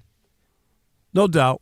I mean, if you are a Timberwolves fan, you're feeling good. They went into they did exactly what you want to do, which is steal one on the road, right? Thinking you could come home, win 2, and then you're up 3-1. Like, that is the game plan that gives you the best chance to win. It's not that easy. All the Spurs have to do, obviously, is win and then go to Minnesota and take one to get the series back to where they want to. So it's not impossible for the Spurs to come back and win 2 games in a row or 3 games in a row for that matter. I expect it to be a series. It would have been an even better series if Minnesota was fully healthy, and wasn't missing anybody. So I'm looking forward to it. I'm not down on Wemby, not down on the Spurs. I'm still believing in that young team. I don't know if they're going to get to the championship, but I do want to see that series, them in OKC. It would be great. Yeah, I didn't even mention Rudy Gobert, the Frenchman, facing off. Like, that's a big matchup right there. Gobert versus Wemby. Wemby wants to knock him off. Wemby feels like he's already better than him, and obviously the multiple-time defensive player of the year's got something to say about that. Like, there's a very intriguing matchup here for the rest of the series. I don't care who wins. I know that the sexy pick is to have the Spurs go face OKC, assuming that OKC is there. But I think this is going to be a battle. I think, the Spurs will play differently. Wemby will assert himself. He has to be the star. He has to be the guy. He can't have 11 points like a guy off the bench had 11 points. But, it's a long series. It's only game 1. I got to put respect on the Minnesota Timberwolves because they could have tucked their tails. They could have laid down and died. They could have easily been like, man, we don't have our full complement of players. No, the rest of these guys stepped up. All right, 877-99 on Fox, 877-996-6369. If you want to start lining up for trash talking, because coming up next, we're going to talk with Michael Grady from NBA on Prime and NBA on NBC. You know him from the Nets, right? Yeah, we go back, man. We used to live in the same hood and work with the Brooklyn Nets. Yes. Okay, so Michael Grady's coming up. We'll talk to him. But first, let's get you caught up with Mr. Steve DeSager. Hey there, the Celtics' Jaylen Brown has been fined $50,000 by the league for public criticism of the officiating. His comments made on a live stream after the Game 7 loss that the Celtics had over the weekend got 11 million total viewers. That came after the Kentucky Derby, after all. The first-round average for the NBA was 4 million viewers per game. Right now, they're about to start the second half. Pistons up 62-48 over Cleveland in the second-round opener. Just 38% shooting for the Cavs. Donovan Mitchell, 14 points. For the rest of the team is 9 for 28 from the floor. Coming up in about 10-15 minutes, tip-off of the other second-round opener tonight. Oklahoma City at home, a big favorite over the Lakers. And yes, Luka Doncic is still out with the hamstring problem. OKC's Jalen Williams still out with a strained hamstring. One NHL playoff game tonight. Colorado trying to go up 2-0 in the second round. And already in the first 10 minutes, 3 goals, a 2-1 Avs lead over the Minnesota Wild. Toronto won the lottery for the NHL draft, which will be held in late June. It was a top 5 protected pick from Boston. Number 2 overall, San Jose will select second. The NFL Referees Union is due to vote on a new labor contract on Thursday. Arsenal advanced to the Champions League final. In Major League Baseball, Shohei Ohtani on the mound with a dominant first. Dodgers scoreless in the second at Houston. Last night, the Phillies won 1-0 on the road on a Bryce Harper homer. Tonight, Phillies lead 1-0 at home on a Bryce Harper homer. It's bottom of the 7th against the A's. Christopher Sanchez, the Phillies starting pitcher, with 8 strikeouts in his 7 innings. 6th inning, the Orioles lead 7-4 at Miami. All the runs off Marlins starter Sandy Alcantara. Another bad start for the Tigers starter, Framber Valdez. He gave up 10 runs in 3+ innings, 7 earned, then hit a batter in the 4th and was tossed. Red Sox lead 10-3 at Detroit, bottom of the 6th. Pitcher Kevin Gausman and the Blue Jays are up 3-2 at Tampa Bay in the top of the 7th. Top of the 7th inning, Twins up 6-2 at Washington. Texas led 3-0 top of the 1st. It's now 3-3 at the Yankees, top of the 5th inning, with the Rangers' Jacob deGrom on the mound. And the Cubs have won 6 in a row, but they're down 1-0 to the Reds in the top of the 4th. Milwaukee at St. Louis rained out. They'll make it up in July. Mets at Colorado rained out. It'll be made up on Thursday. Back to you.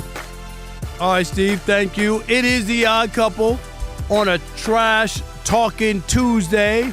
Rob Parker, Keith McPherson in for Kelvin Washington. Kelvin will be back tomorrow here on the program. And now let's welcome in our guest, Michael Grady, who, of course, from NBA on Prime and NBA on NBC. And we know Keith knows him from the Nets when he did Net stuff, and we know he worked for the Timberwolves. Welcome to the Odd Couple. I don't think you've ever been on before. Am I wrong, Michael? You know what? I'm gonna have to check my text. That's how I know for sure. I think I've been on before. Yeah, I've been on. It's just been a minute. It's been a minute. I was going to say, maybe you're right. It's just been a minute. Welcome to the show. Appreciate you, my man. I do want to start with the Timberwolves since you did work there, and just the idea of them stealing Game 1 and how big that could be in this series against the Spurs. I think it's going to be big. You know, San Antonio, they are the 2 seed for a reason.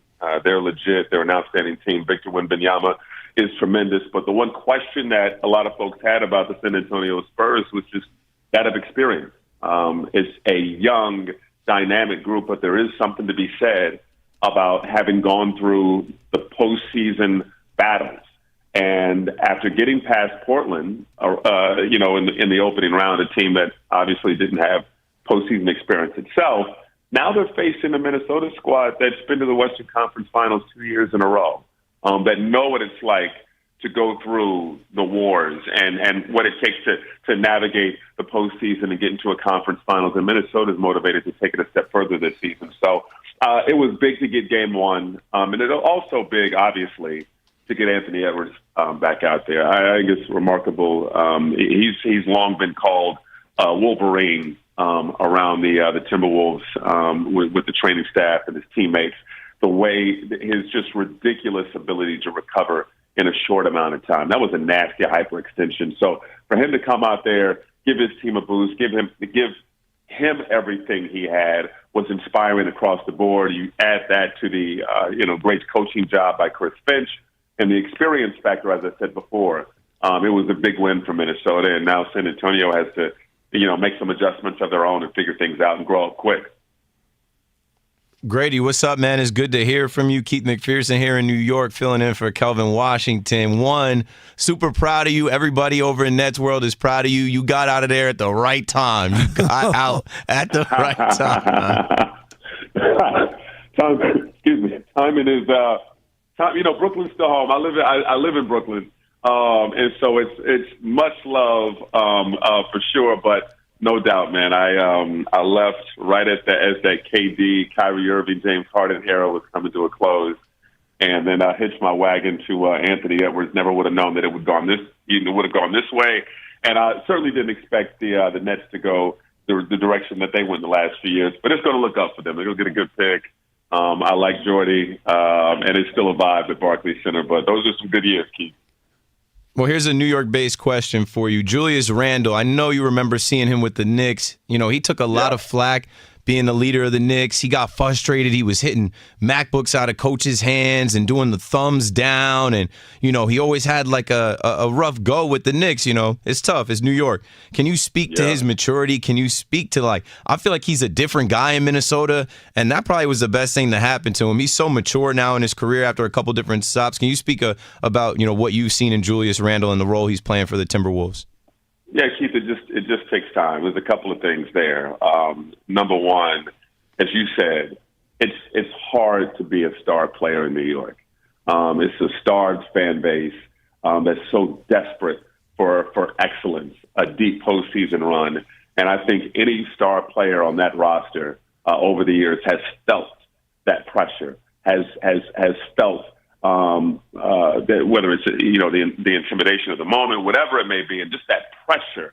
And so, yeah, I'm sure he would be the first to admit that there was times that he didn't handle it well. I'm sure he would also acknowledge that there was a lot of stuff that wasn't fair. But it comes with the territory when you're a leader on the New York Knicks. Last season wasn't smooth sailing from the start for Julius Randle because that trade happened a day before the start of training camp. And so you can just imagine the shockwave through your system and through your whole family of, I'm thinking I'm getting ready to start training camp with the New York Knicks, and now I'm dealt to Minnesota, and I got to get accustomed to an entirely different team. And it wasn't until toward the end of the season where he really started building a chemistry with the guys around him. Then you fast forward to the start of this season, he had a full off season to get accustomed to what it's like to live in Minnesota, get his family fully moved in and comfortable. And he was just a different guy at the start of this season. So I think there's also great balance on this Minnesota squad. Ant is obviously the guy. Rudy Gobert is the anchor on defense. You got Nasri coming off the bench.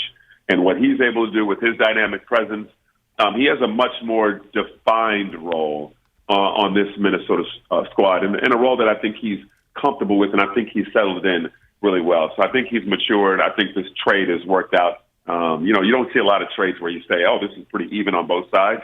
I would say that trade turned out to be pretty even.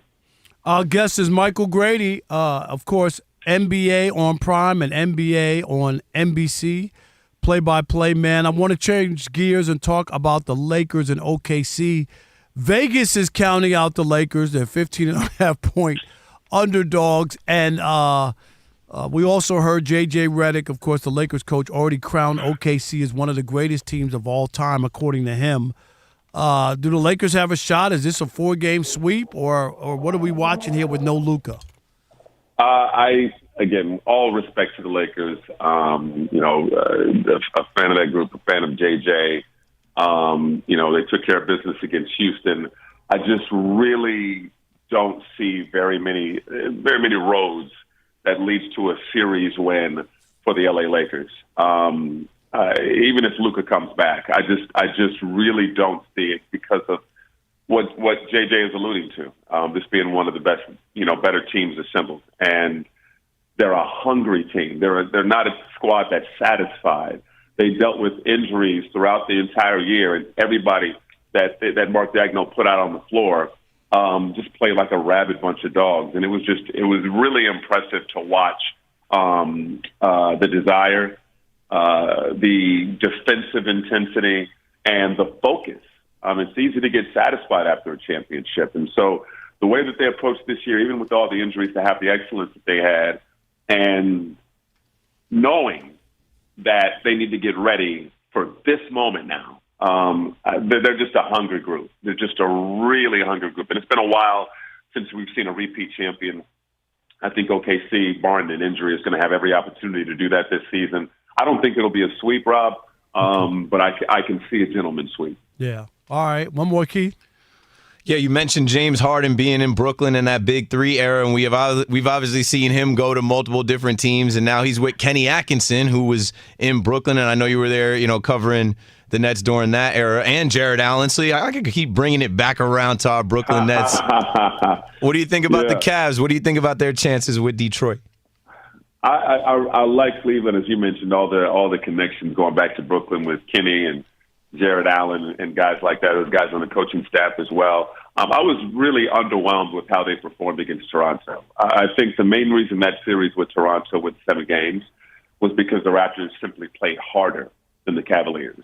And if they had a little bit more talent at their disposal, whether it be a Brandon Ingram or an Emmanuel Quickly in that series, plus the factor of playing harder than the Cavaliers, I think it would be Detroit against Toronto right now. I just can't really explain why Toronto, simply from a hustle, extra effort standpoint, outplayed Cleveland. So now and because they didn't really ramp it up the way that they needed to, now they're playing a Detroit team that, okay, you can say they won 7 games with an 8 seed, but that wasn't your typical 8 seed in Orlando. So I just see the aggression of Detroit. I see their physicality. I love how hard they play, even if they're struggling on the offensive end. And I think they're gonna overwhelm the Cavaliers. And I don't know how long this particular series is going to go, but I just think that Detroit just needed to get over that hump over Orlando. And now they can sort of exhale, continue to dig into what they do, and they're going to be a tough out in the East. All right. Michael Grady, we appreciate you. Thanks for joining the Odd Couple, my man. Thank you for the knowledge and the insight. It is the Odd Couple. Anytime. Yes, appreciate you. Good talking to you. Coming up next, Trash Talking Tuesday, 877-99 on Fox. Your chance to trash anyone, anything in the world of sports. Let's get at it. It is the Odd Couple. Stick and stay. You got something to get off your chest in the US of A. Hey, it's Trash Talking Tuesday on The Odd Couple. Get those cans to the curb. What are you, garbage man? Call us right now at 877-99 on Fox.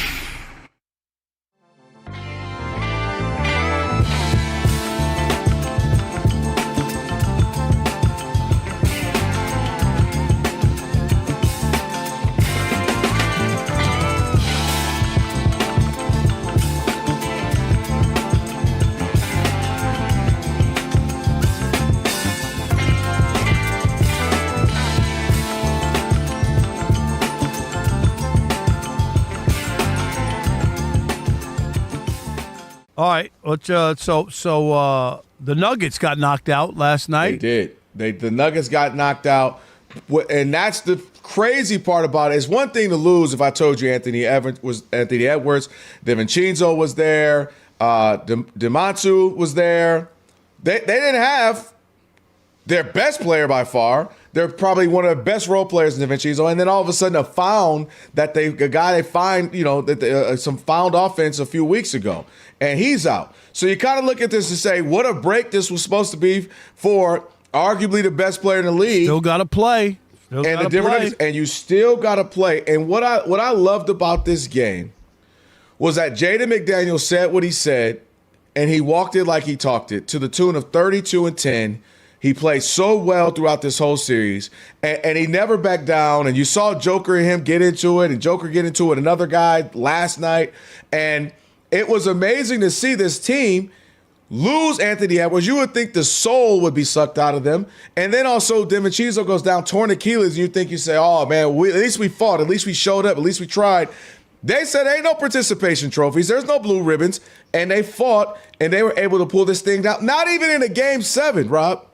And I'm going to just say it, I'm highly disappointed in what I saw from the Nuggets, and more specifically from Jokic, let alone Jamal Murray, but Joker, because typically great players play better in the playoffs. If you look at their career averages, and we're talking about the greats, they go up. This is why we're disappointed oftentimes in a guy like a James Harden, because you say, man, look at those numbers. Look how great you are. Why do you play at a lower level when it's postseason? And Joker typically has been right around or even a little bit better. But when he plays the Timberwolves, there's Rudy Gobert, Naz Reid, Julius Randle, McDaniels. They have the capacity to throw so many different guys at him, so many different looks, and it disrupts him.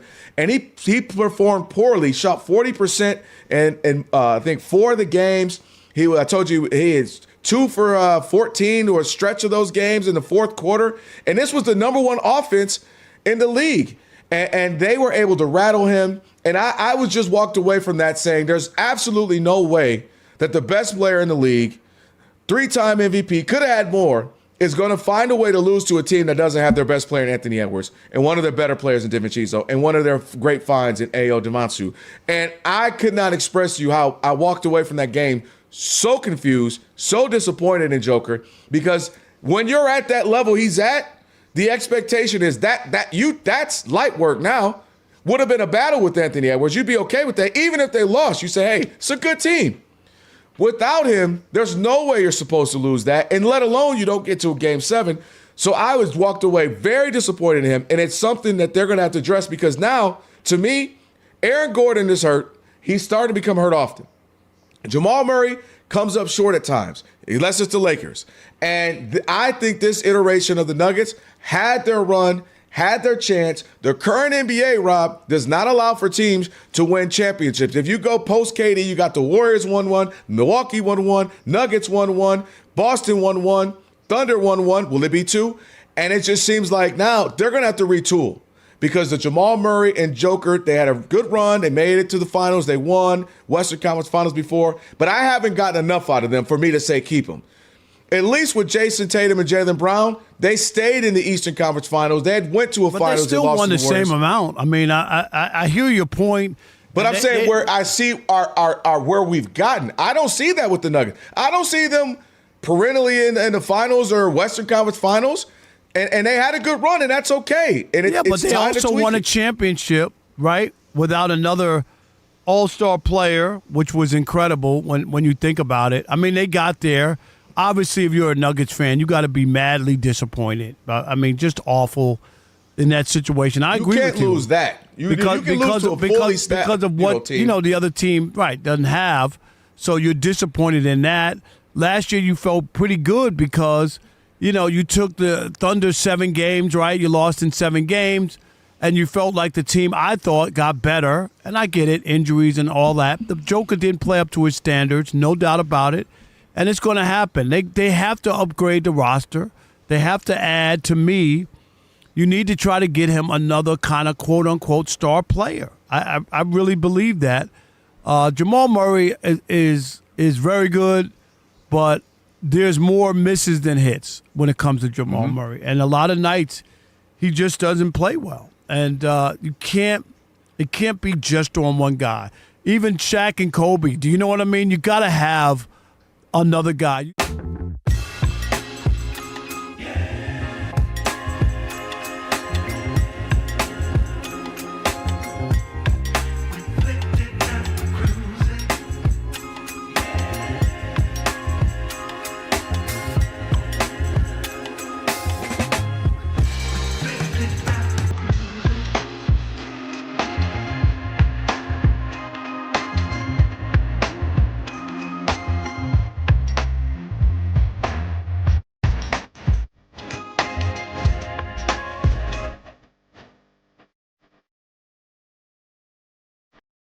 It is the Odd Couple on a Trash Talking Tuesday. Rob Parker, Keith McPherson, in for Kelvin Washington. 877-99 on Fox if you want to get in to trash anyone, anything. And remember, stream us live wherever you happen to be in the iHeart app. Just catch us and all the great Fox Sports Radio shows live 24/7 in the new and improved iHeart Radio app.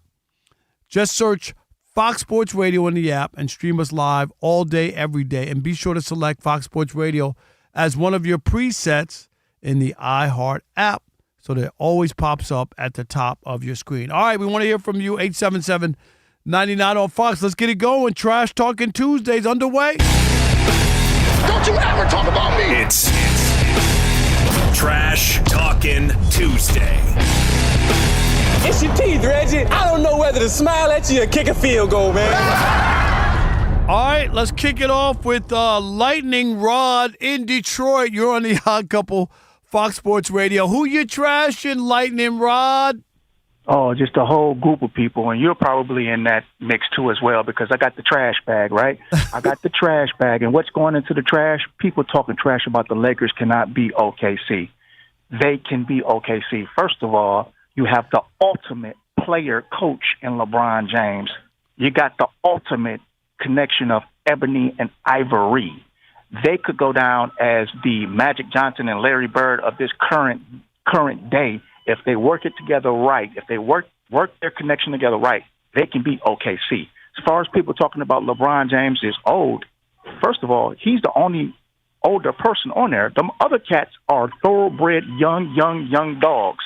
So if LeBron needs to take a break and sit on the bench, get back in, do his player coach thing, orchestrate the whole thing, the narrative correctly, it'll all work out. They can be OKC. And it's time for OKC to lose. And I'm trashing anybody thinking that Colin Kaepernick should not have a tryout. Any black host, any black GM that's not going to give this man a chance, I'm trashing them as well. All right, you got a full trash bag. We got you all over the place. Yeah, okay. 877-99 on Fox. I know Rob G wants to trash somebody. I know Keith has somebody in his bag. I already know. This one's personal for you. I'm trashing producer Shay, who's in here eating lunch during the show. 2 weeks ago, Shay calls me real heart to heart, crying on the phone. Rob G, I want to be part of the show. I want to do all your social media clips, whatever it takes. I love The Odd Couple. And now he's leaving. He's going to another station. And then on top of that, Rob G, I'm doing this new show. I need all the tips you can give me on how to make this show good. Like, pick a side, bro. Got a problem with Shay. No, that's all right. I understand it. Shay all over the place. Congratulations, Mazel Tov. All right, Keith, what you got? Who you trashing? We got more. 877-99 on Fox. Call in. You want to jump in? You got time. Keith, who you got? Who you That caller from Detroit took us back to 2013 with Kaepernick and LeBron. He must be thinking about 2012, 2013, Kaepernick and LeBron. But let's stay in Detroit. Framber Valdez. Just go to any search engine and type in Framber Valdez. I don't know what is wrong with bro. He's got an attitude. He is trash. If you remember last year when he was with the Houston Astros, he crossed up his catcher, Cesar Salazar. Yes. He threw a ball to hit him because he was mad after he gave up a homer. So he gets mad again tonight. The Tigers are facing the Red Sox. He gives up a couple homers. He hits Trevor Story. The bench is clear. It's all over the Twitter timeline. Baseball people talking about it. He got What's thrown wrong out the with, game, with right? Framber Valdez? This guy is a trash can. I'm trashing him because he's got an attitude. That's why the whole winter nobody wanted to sign him. And then the only place that signed him was his former manager, A.J. Hinch, who came from the Astros, who's now with Detroit. They said, come on, we got to bring him in, especially with what just happened with Skubal. Imagine they didn't have Framber Valdez. That guy's trash. Nobody's going to want him in any clubhouse. I don't want to see him again. There's something wrong with this guy. He needs an attitude adjustment. There you go. How about MJ in New Orleans? You're on the Odd Couple Fox Sports Radio. Who you trashing, MJ? I'm trashing the new media member, Cameron Giles, a.k.a. Killer Cam. Have you guys heard what this guy told Screaming A this morning? That if LeBron wins another championship, it's 2 because Bronny's on the squad. Have you heard that? Hey, man, every year there's this if LeBron does this. With that logic, if he loses again this year, should he give up 2 rings? I'm with that. I'm trashing that guy. You guys have a great show. Appreciate it. Yeah, it's always Killer Cam. It's always some new rules or trying to figure out how you can get him some more rings. How about Kurt in North Dakota? You're on the Odd Couple Fox Sports Radio. Who you trashing, Kurt? Thanks for taking my call, Rob. I'm going to trash Keith McPherson. Just gently, Keith, because I love you and I respect you. But earlier in your show, you said there are a million shows like this one, and you're exactly wrong, Keith. There's only one show like The Odd Couple, and there's a million shows that want to be like The Odd Couple. The Odd Couple is a family. You got listeners from all over the country. They show great respect to the Odd Couple crew, and that's really all I got. So, yeah. Oh, you misinterpreted. I'm on the show. I'm a fan of the show. I'm saying there's a ton of sports talk shows because we love sports. That wasn't a shot at Fox I'm Sports updating Radio. my trash talk. I'm trashing Kurt in North Dakota for saying that there's only one Odd Couple. That is a lie. What do you say? Rob, there have been 7 different versions of the Odd Couple, all including Rob Parker. Yeah, but that's different. There is nothing unique about this show. One was local. One was 30 years ago. One was 20 years ago. It's a brand. Not 3. That's right. Not 4. Not 5. That's all good. Not 6. Thanks for LeBron. Not 7. I know my old radio partner in Detroit, Mike Stone, he's always like, oh, yeah, I was the original, whatever. Then there was Chris. This show is 1 in a million. Kelvin, and now you. All right, stick and stay. America! We are Fox Sports.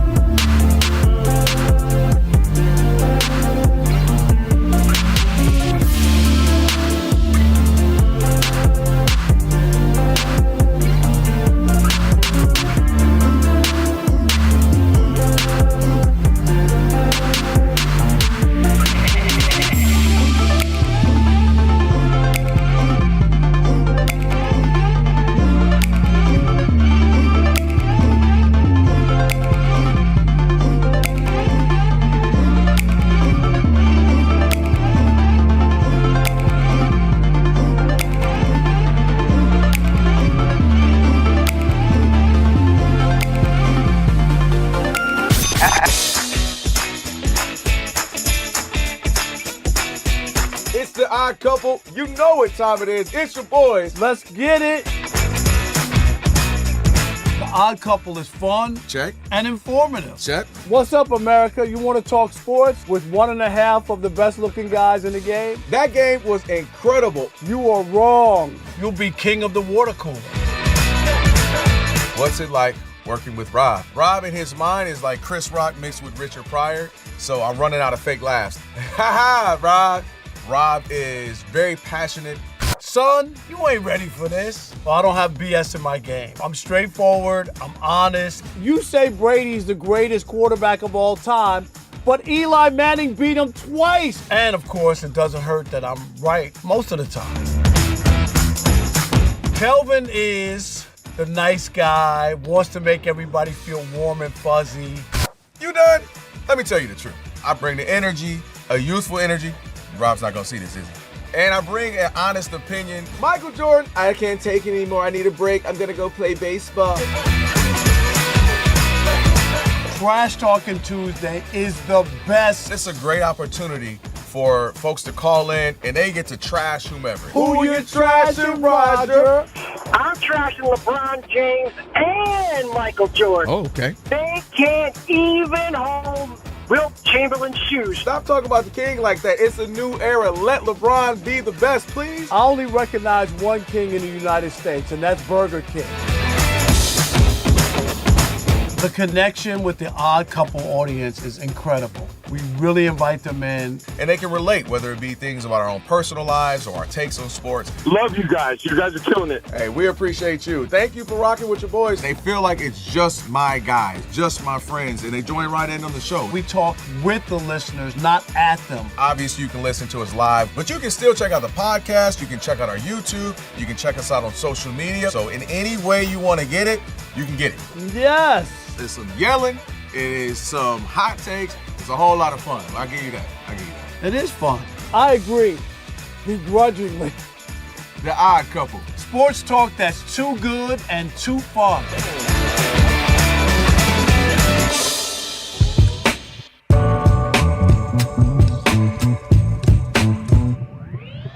I'm just trying to give you something spooky. I'll do for you. I'm just trying to give you something. Something spooky, I'll do for you. I'm just trying to give you something.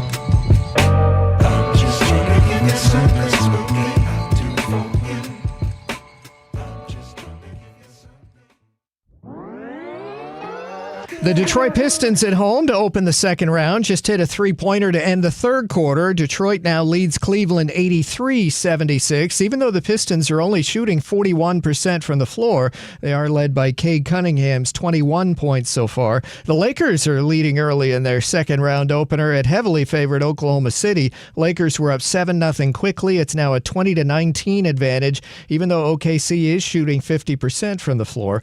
In a second round Game 2 in the NHL. Avalanche trying to go up 2-0 leads Minnesota 2-1. Toronto won the lottery for the NHL draft. To Major League Baseball, the Phillies have upped the lead to 7-0 over the A's in the bottom of the 8th inning. Red Sox lead 10-3 at Detroit, bottom of the 8th. Tiger starter Framber Valdez allowed 3 homers, 10 runs, then hit a batter in the 4th inning and was thrown out. I'm Steve DeSager. I've been covering this league since 1987.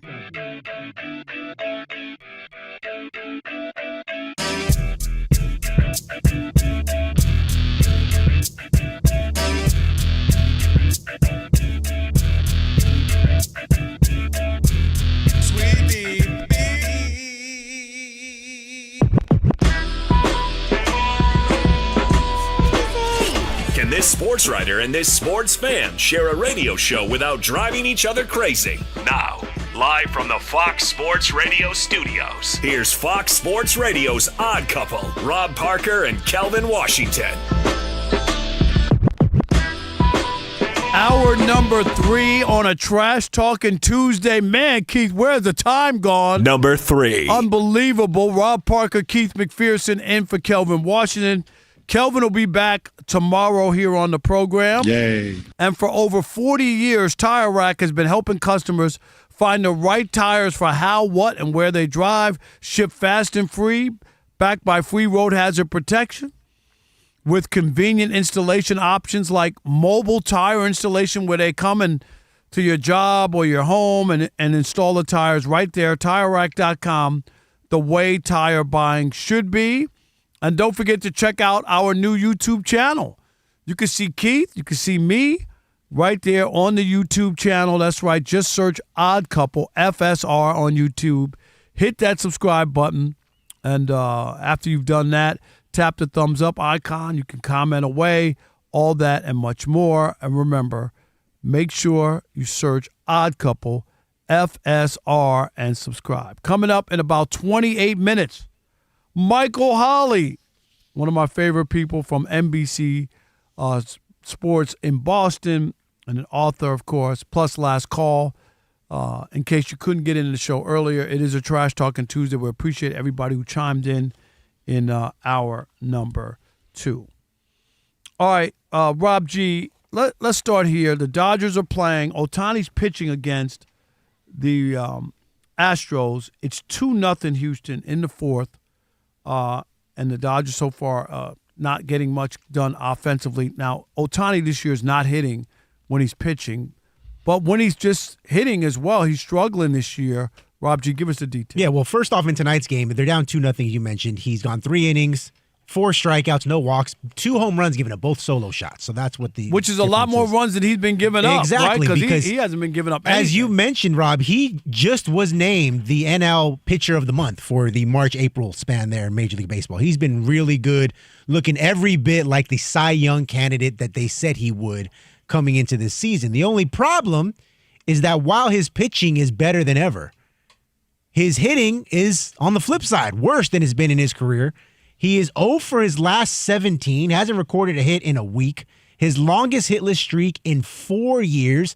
He's only got 1 homer since April 12th. And his OPS is the first time it's been below 850 this deep into a season in 3 years. So Dave Roberts has said he's made the decision starting tonight and I guess moving forward.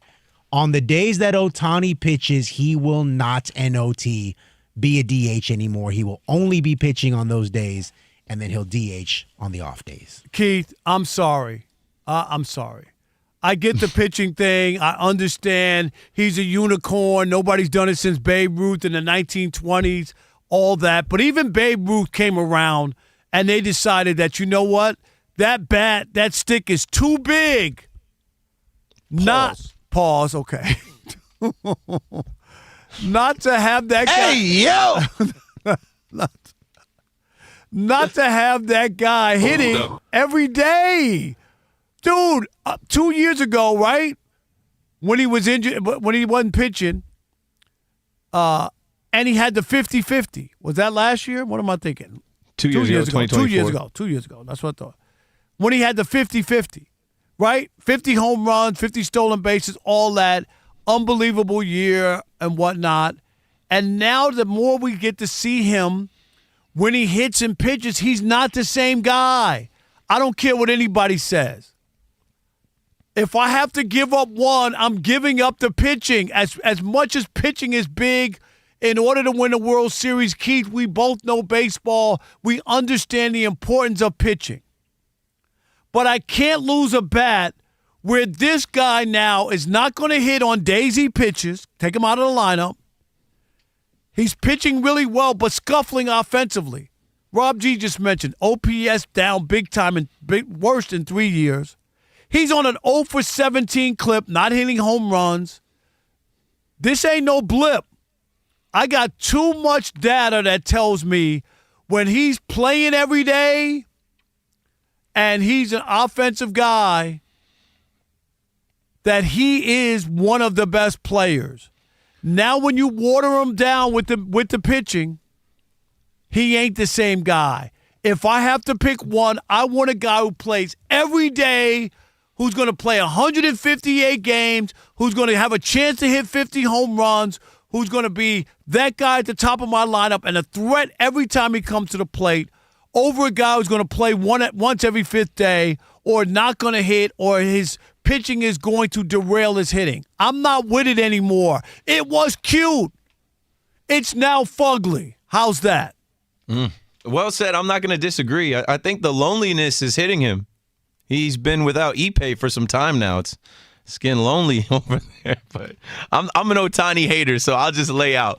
Listen, he's a left-handed bat. He's a leadoff hitter. You're going to want that bat in the game 4 times a game. That's more important. These are the deferred Dodgers, right? All the money that they have, they can always go and buy pitching. I'm sure they'll try to put a bid on. They have enough now. If they want to be honest, go look at the pitching. They don't need it. They don't need. They won a World Series without him pitching. They honestly won that World Series with him hurt. So, like, the allure and the effect of the Ohtani unicorn, like, they've already made their money. They've made his contract back. They've already won back-to-back championships. They might win 3. Who knows? I would try to keep him healthy for the duration of the contract. He's 31. He's only getting older. And I would just say, hey, listen, we have this universal DH, and we've had it for years. You're just going to be a DH. Maybe they start to scale it back, and we have seen them scale it back. Maybe you scale it back and make them come out of the bullpen. But I just think, the throwing, and I know he fashioned himself as a pitcher, I think, coming into the league, but I just don't think it's worth it. I think you want that bat, leadoff bat, left-handed bat, power bat in your lineup to drive in runs, and if he's struggling there, it's not worth it to make him take the ball every 5 days. I think he's easier to replace in the rotation than he is in the lineup, and they've got the money to do it and the wherewithal to do it. They always make trades. They always go for it at the deadline. I think this is a simple fix. 100%. And they've gone out and spent a ton of money on pitching. I agree. I agree. Like they have pitching enough. They did win without him really contributing the last 2 years on the pitching side, right? They did. Rob G, can you look it up? He didn't win a World Series game last year. And 2 years ago when they won, he didn't hit or pitch, right? He was injured 2 years ago when they beat the Yankees. So the Dodgers need him to be Ohtani and for him to be the MVP and put up the numbers. And it's just too much data that makes me not feel good about it. It's not a blip in the screen. Now he's not going to hit when he pitches? I don't want that bat in the lineup. Really? All right, Rob G, you got the numbers. So last season, 2025, in the World Series, 2 starts, 0-1, a chubby 7.56 ERA. What are we doing? Across 8 and the third innings. Bo Bichette took him deep. 11 hits, 7 earned runs, 2 homers, 3 walks. 7 earned runs. That's what I'm trying to say. And then 2 years ago they won, and he didn't pitch at all because that's when he had the shoulder thing. So what are we doing here? What are we doing? Babe Ruth gave up pitching too, didn't he? They were like, dude, you're too valuable. We need you in the lineup every day. And the best part about Ohtani is that he does play every day. I love that. The thing about baseball, Keith, Judge and Ohtani, when they're playing, they play every day. They play 158 out of 162 or something like that. A great number. We can't even say it's like a return on investment type of thing because, like I said, they already made his contract back. They've won their 2 World Series. It isn't like, oh, we paid this guy $70 million a year because he's a DH and an ace. I don't think it's that either. I think it might be a little bit of the showcase of the unicorn. We have the one player that pitches and hits. We want to keep that going a little bit longer because we've really only seen it for 1 year here in Dodger Stadium or Uniqlo Field at Dodger Stadium. So maybe that's the thing. They want to get another couple seasons of him out on the mound, and I think they could, but not if it compromises the hitting. The hitting is paramount. The hitting is the priority. Wouldn't you be concerned? Like this is a bad slump for him. I just like the way he mashed 2 years ago, and I know last year's numbers weren't nearly as good, right, as that year. And that's a once-in-a-lifetime kind of year that he had. I mean, that was the 50-50 and the bags and the home runs and all that. But this year's been very disappointing. And if I'm the Dodgers, I got to get that guy right. I got to get him right. He's that big of a part of the team. And that's why he's not hitting, and guess what they're doing? Scuffling. Right? They lost a series to the Rockies. This scuffle. It's gonna happen. No, I know there's gonna be. He's the face of the franchise, and they go as he goes for the most part. I know they got some other guys, but he is the face of the franchise. I get Freddie Freeman, Mookie Betts. Has been hurt the last couple of years too. Kyle Tucker. Yeah, Kyle Tucker, who they signed, they got him, but they have enough pitching. I do believe that, and I'm with you. Maybe if push comes to shove. But they got Edwin Diaz, right, as their closer. They went out and got him from the Mets. So they don't really need a closer. He'll be back at some point this year. So I don't know. I just think I want to see Ohtani hit every day, 7 days a week. I don't want as much. And he's a very good pitcher. Was he going to win this? I know against all odds, he would want to be able to win a Cy Young and an MVP. Am I right? Would that be? Yeah, but he's not gonna. But I'm with you. That's not going to happen, is it? Because you already see it's one or the other. Which one would you rather have, the Cy Young or the MVP? He's got a bunch of MVPs already. Yeah, but the Dodgers aren't paying for that. For him, no, they're paying for championships, and they don't even need to pitch him. They need to get him through the regular season, and then he doesn't need to make starts in October. They can make a move at the deadline for a starter. And they don't need to have him start games in the postseason. All right, 877-99 on Fox, 877-996-6369. If push comes to shove, should Ohtani focus solely on pitching or hitting? Where are you on this? I'm interested to hear this. And this is if push comes to shove and he has to pick one or the other. We'll continue that conversation next with you. It is The Odd Couple. Rob Parker, Keith McPherson in for Kelvin Washington, where we deliver insight, not noise, right here on Fox Sports Radio. Stick and stay. Especially if you still believe in Ohtani-san in the US of A.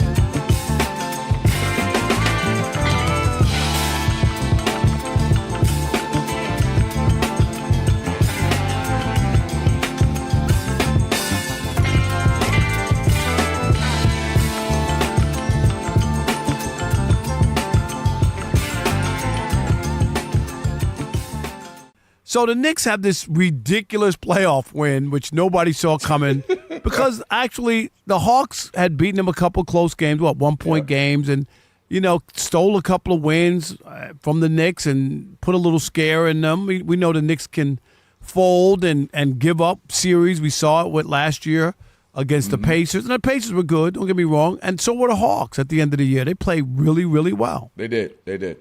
But now, of course, prisoner of the moment, everybody in New York who's not jumping because they saw a rat in the subway are now proclaiming that the Knicks are the number one team in the East. They're the team to beat. They're going to the NBA Finals.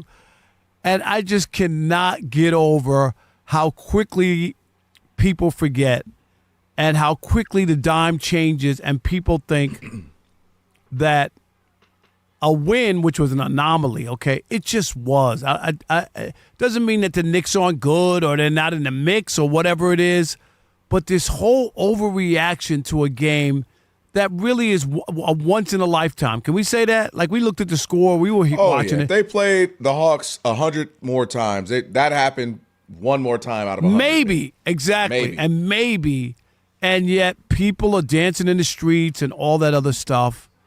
And are they the real Knicks? Are they the fake Knicks? Is that just one of those happenstances? I'm going to tell you, I won't believe that the Knicks are going to the NBA Finals after they play the first quarter of the NBA Finals and they're playing in it. Not when even you like they officially know they were there. Yes, like they have to be playing actually, not even like they advance to it or whatever. They actually have to play the first quarter for me to believe that. I'm not buying into the Knicks as they are without question, the number one team you got to look out for in the East, and they have regained their mojo, and it's all over. I'm not there. Well, I'm going to tell you why I'm there, and it's less about that game because I agree that was an anomaly. Like, most people expected them to beat the Hawks, maybe 6, maybe 7, and get a nice 10-point win kind of a thing. Nobody expected a 175-point win. That's what it felt like, my goodness. But here's why I'll say the Knicks had won 3 years in a row. They'd won 50 wins. They were on a roll. They got the most clutch player of the year in Jalen Brunson, and they had actually been the most crunch team this year offensively. They had the best offensive team when it came to crunch time. They had the best offensive team when it came to when it mattered getting buckets throughout the regular season. They were right there knocking on the door last year. Obviously, we know this Pacers went on an incredible Magic run, which I'm not sure they'll duplicate for years to come. And so it became, and you fire your coach, by the way, Tibbs, and you bring in Mike Brown. You call him Charlie Brown. Pick a Brown. Mike Brown, Charlie Brown, I'm still going to call him Charlie Brown because if they don't get to where they need to go, and you lead me to my point. The expectations for Jalen Brunson, for Karl Anthony Towns, OG Anunoby, Mike Brown, that team is a championship or bust. The Celtics have in their back pocket, man, we play very good all year long, unexpectedly well, in fact. Jaylen Brown, an MVP candidate. But we just didn't have Jason Tatum. We just didn't have enough time to get right. We just didn't have enough time for him to get fully back to himself. And you'd understand that. The Pistons, number one, wire to wire in the East, but they're early. They're too young. They're not quite there. We knew they had missing pieces. The Knicks are the only team that everybody, that's their team. That's who they are. That's what they're supposed to be, a championship contending team. And so I don't think most people don't believe in the Cavs. And the Sixers have been a relative surprise, right? Because is Embiid going to play? What's his issue? What's his health? You never know with him and Paul George. So to me, the Knicks have been the team in the East where you looked at and you said, this season, the only thing that is considered success is getting to the finals. Sure, you'd like to win it, but at least getting there. Everyone else already has a built-in back pocket excuse, as I like to call it. Again, the Pistons too young, too early. Even you don't expect them to lose in the first round. Do not get it twisted. I'd be upset at that. But if they didn't make it to the finals, you go, no one really believed they'd fully get there. Their head, Cade's only going to get better. The Celtics again, Jason Tatum, they're hurt. The Knicks are the one team. There was no excuse. Your big pieces are there. Your best players are there. You're healthy. You're whole. You're ready to rock and roll. New coach. What's the issue? So I think they know that, and I think they still go in where they're expected to get to the finals. Yeah, I just don't buy it all year long, even with all your pieces. People were talking about how soft the team was and Cat doesn't belong. When you going to get rid of Cat and Mike Brown? It was just a month ago. It wasn't that long ago. It might not even been that long ago. You know that people were talking about all that because they weren't playing up to stuff.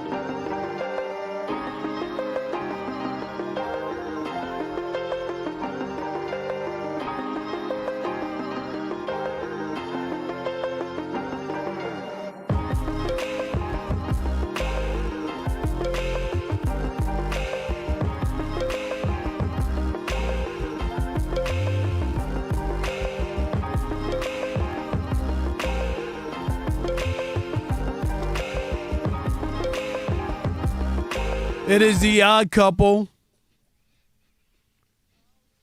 Fox Sports Radio, Rob Parker, Keith McPherson filling in for Kelvin Washington.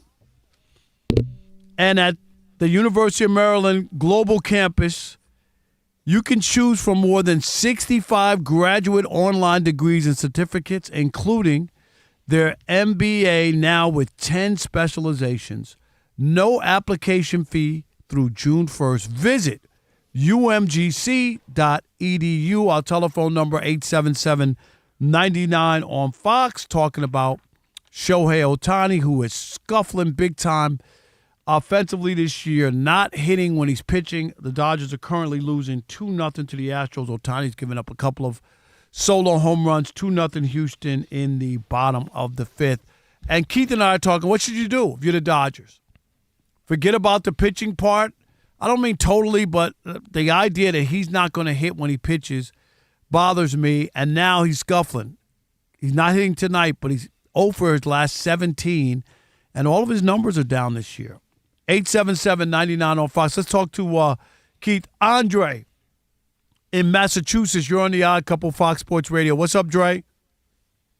How you doing? Thanks for taking the call. Listen, in terms of Shohei Ohtani, he certainly has to focus on keeping the main thing, and that is what he's able to do with his bat. That's why he's a 4-time MVP, 5-time All-Star, and that's how he really changes games. Yes, every 5 days he can come in and pitch, and particularly, it's been like 2 or 3 years where he just started off the season on fire, both pitching and hitting, and he was doing some Bo Jackson-level stuff. But let's learn from that example, right? How long did we get to see Bo Jackson at his invincible level over the course of his career? It was a flash in the pan that he was doing these unbelievable things, and then his body broke down, all right? And he didn't have the overall longevity. So he's got to focus on the hitting, okay, make that the prime competitive advantage, and then when he can come in and pitch and help the Dodgers, all right, that's an extra added advantage. Thanks for taking the call. Yep, appreciate it. And Keith, Andre makes the case, and that's right. Like the bread and butter, as much and as important, and we're baseball guys. We know how important pitching is, right? You don't have pitching, you ain't winning no World Series. But the Dodgers have pitching, even without Ohtani. They've won 2 World Series, and he has a chubby ERA last year in the World Series. Didn't win a World Series game, and the year before that, when they won and beat the Yankees, he didn't pitch at all. So it's not like he pitched them to 2 World Series and then you wouldn't even think about it. Am I right? You're 100% right. That's why it's like an act. It's a show. It's a thing that's like, come out and see the great Ohtani. He can pitch, he can hit. But what is adding more value? The hitting. It has to be the hitting. And do I think that this is going to end? Now, here's the other part, is that was one of the reasons he came, and a part of coming to the United States, coming to Major League Baseball, was that they had to let him do both. You remember that was the big thing, was because they've never let anybody do it. They won't let you do it. You could be a good hitter, hitting pitcher in the minor leagues. They won't let you do it. You know what? They won't.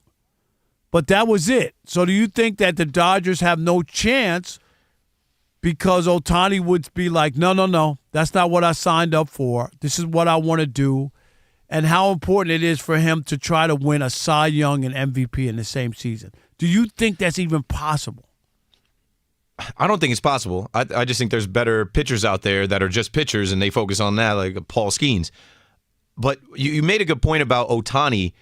What Ohtani says goes. And if Ohtani is pushing back to say, I'm a pitcher, like I alluded to, he came in saying he's a pitcher. He hits too. If he's a pitcher first in his mind and he's telling them, I want to pitch as long as I could possibly pitch, when does the organization step in to shut it down and say, no, we're going to make the best decision for you? I think it goes a little longer. I think it goes for the next 3 to 4, maybe 5 years till he's 35, and also until he's on the back half of that contract. So, see, I don't know. I think it could happen faster if he has a bad offensive year. I was going to say, if he stops performing at the plate, something has to get done. But I think it's just May. I think it's going to warm up, and he'll come out of it. But it's just weird to see him in such a funk, and just the idea, like before he used to pitch and hit, right? He was the DH or whatever, and now to say, until further notice, he's not going to hit on those days is already a change by the Dodgers. Would you concede that they've already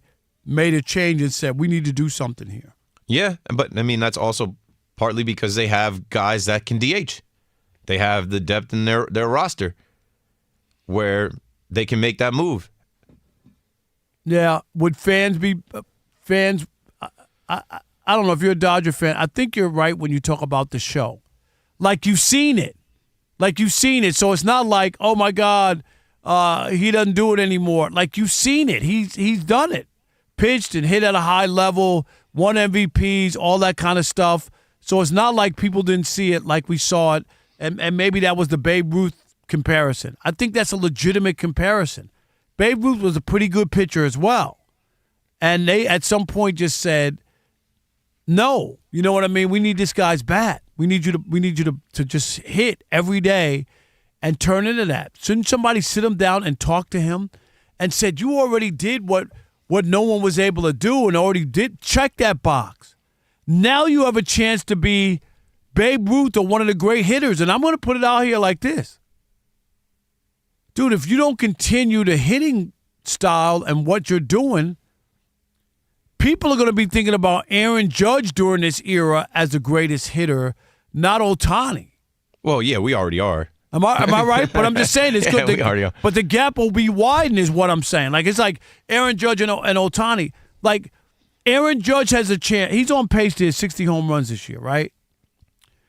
He has a chance to have 50 or more home runs in 5 seasons. Never been done by anybody. He'll be the one. Stand alone. Think about that. That's it. You're talking about all the great home run hitters, Hank Aaron, Willie Mays, Babe Ruth, Mark McGwire, Barry Bonds. I was waiting for Barry Bonds. No, that was coming too. That was coming. But I'm just saying, and nobody has hit 50 or more home runs in 5 seasons? No one. And Aaron Judge is already on pace to do that this year. At 31 years old. How many 50 home run seasons will he have? Is he 31 or 32? But he's still got years to go. Judge? Judge is not that young. Judge just turned 36. No, he's not that old. 34? Aaron Judge, I think, just turned 36 on the 26. 34. Yeah. He's old. 34. Oh, he's 34. Yeah, that's a big I'm putting difference. my age out there. Yeah, come on. All right. I know you ain't hitting no 50 home runs, but Aaron Judge, that's different. All right, coming up next, Michael Holley. Want to know how much crying they're doing in Boston because a lot of bad stuff has happened. The Red Sox stink. The Patriots have a philandering coach. The Celtics choke. It's bad in Boston, and we want to rain on their parade. So we'll talk with Michael Holley from NBC Sports Boston coming up. But first, let's get you caught up with Steve DeSager. About 2.5 minutes to go in the NBA playoff game at Detroit. This is a second-round opener. Pistons still leading Cleveland 103-96, even though they're shooting just 44% from the floor. Cade Cunningham, the leading scorer for Detroit, 23 points on 6 of 18 shooting. For the Cavs, 20 points each for Donovan Mitchell and James Harden. The heavily favored Oklahoma City Thunder in a second-round opener were down 7-0 quickly, but now lead the Lakers 48-39 with about 6 minutes left second quarter. Each team shooting about 50% from the floor. Chet Holmgren, 14 points for the Thunder so far. By the way, Jaylen Brown of the Celtics was fined by the league $50,000 for criticizing the refs recently. That Game 7 loss that Boston had at home against Philadelphia, the telecast was right after the highly rated Kentucky Derby. So that telecast drew 11 million total viewers. The first-round average for the NBA was 4 million viewers per game. In the NHL, one playoff game tonight. Colorado trying to go up 2-0 and leading Minnesota mid-second period 3-1. Phil Mickelson withdrew from next week's PGA Championship. Max Homa is now in the field. Arsenal advanced to the Champions League final. The NFL Referees Union is due to vote on a new labor contract on Thursday. In Major League Baseball, the Orioles and Marlins are now tied 7-7, bottom of the 8th. Twins lead 11-3 at the Nationals, bottom of the 9th. Yankees trailed 3-0 quickly, but now lead 6-3 over the Rangers in the bottom of the 8th. The Reds are shutting out the Cubs 2-0 in the top of the 7th. Cubs have a 6 6-game winning streak on the line. The Astros lead the Dodgers, whose hitting had been slumping the last 2 weeks as a team. It's 2-0 over LA in the top of the 6th. The Mets game at Colorado rained out. It'll be made up on Thursday. Milwaukee at St. Louis rained out. They'll make it up in July as part of a doubleheader. Tampa Bay has won its 5th straight game, 4-3 over Toronto. Philadelphia was up 1-0 in the 7th, wound up winning 9-1 over the A's, 2 home runs for Bryce Harper. And Boston won 10-3 at Detroit. Red Sox outfielder Roman Anthony out with a sprained wrist. The loss to Framber Valdez in Detroit. He allowed 10 runs, then hit a batter in the 4th and was thrown out. He allowed 3 homers in 3+ innings. Back to you. Thanks, Steve. Appreciate it. It is the Odd Couple. Rob Parker, Keith McPherson, in for Kelvin Washington on a Trash Talking Tuesday. One of my favorite people now stepping up to the mic. He is Mr. Michael Holley, of course, of NBC Sports Boston. Mike's, what's up? Say hi to Keith. How are you? Rob, Keith, I'm doing well. How about you guys tonight? Trash Talking Tuesday, so I just know the setup is coming here. I'm just, you're being nice right now. Yes. I'm just waiting for it. Just go ahead. You know I'm going to unload on Boston. I'm like, it's in shambles up there. And let's start with the latest, because we'll work our way back, because they got 3 bad stories in Boston. First, the choke job by the Celtics. Are people mad, people disappointed, or accepting of this? Wait, okay. Now, you've been to Boston many times. How many people in Boston stay mad? That's default mode in Boston. Yeah, people are pissed, and rightfully so. I mean, you realize it has never happened before in Celtics history. They've never blown a 3-1 series lead, ever. And Philadelphia had never come back from a 1-3 deficit in franchise history. So I think it was that collapse, as you said. It was a choke job. There's no question about it. But the fact that it happened against the Sixers, who most people in Boston just don't take seriously, because it has been a long time. If you're a Celtics fan under 40, you don't know what all this. You don't know what Beat LA is about, and all the Sixers, Celtics history, Dr. J, Andrew Toney, Larry Bird, Cedric Maxwell. You don't know about that. So all you know is that you always beat the Sixers, and this time it didn't happen yet. People are very upset about it. Yo, this is Keith checking in with you. Up there in Boston, are they feeling like they made the right move firing Alex Cora? Like, do they feel like that was the thing to do? The Red Sox are going to turn it around. The Mets haven't fired their guy yet. I mean, it's worked for the Phillies. What's the vibe in Boston around the rest of the Red Sox season now? Yeah, that's a great question, Keith. You know, Alex Cora, he signed that new contract. He signed a new contract with the team last year, and a lot of people were surprised by it, because it was clear that Cora wasn't on the same page with the last 2 Red Sox general managers. They're so messed up, they don't even call them general managers anymore. And, they have some crazy titles. But basically, Craig Breslow's the general manager of the Red Sox now, and before him, Chaim Bloom, who's in St. Louis. And Cora, when he first came in, they were spending money. First year, franchise record, World Series champs. They got Mookie Betts. They got Xander Bogaerts. They got Rafael Devers. They got all these guys. And right after they won, they fired Dave Dombrowski, and they start to go on the cheap as if they're not the Boston Red Sox. So I think a lot of people were surprised that Cora re-upped with them, knowing the direction the franchise was going in. And I looked at it this way, Keith. Look, if you're Alex Cora, and if you're going to sign a new contract with these guys, that is your way of saying you are willing to embrace the crazy. And so if you're going to embrace the crazy and the team gets off to a rough start, you got to pay the price. That's what happens. Parker's been covering baseball for a long time. What happens when a team gets off to a slow start? Generally, they fire the manager first, and so that's what happens. And you know what? It kills me, because in New York, I've been criticizing the New York media has gotten soft. They like Carlos Mendoza. He seemed like a great guy from all I've heard. But I'm with you. Like, it's just the nature of the beast. If they did it in Philadelphia. Rob Thompson won 3 NL East divisions, right? Took him to the World Series when he replaced Joe Girardi, right? And he got the ziggy. Alex Cora won a World Series. He got the ziggy when you get off. And in New York, for some reason, I don't understand it. They want to just blame the general manager. And I get it. Even in Boston, yes, you could criticize the general manager and the team, the way it's put together. But you know this, Mike. They weren't playing good baseball either. Love the Red Exactly. Sox. Am I right? Yeah, no, absolutely not. And I don't think they're a great team. I mean, they won again tonight, 2 games in a row for them, but they're well under 500. I look at the Red Sox, and you look at them. I mean, their best pitchers on the DL, Garrett Crochet. The guy they thought would be the face of the franchise, Roman Anthony. He hasn't lived up to expectations. He's just 21, but he hasn't lived up to expectations. And he's probably headed to the injured list, too. They just don't have a lot of guys who you would look at and say, ooh, if you're another team, I want that guy. And why? Well, part of it is you let Rafael Devers go for nothing, pretty much, and you let Alex Bregman walk out the door, going way back. Mookie Betts, you got nothing for him. I mean, this is the result of a lot of bad decisions over the last 5 or 6 years.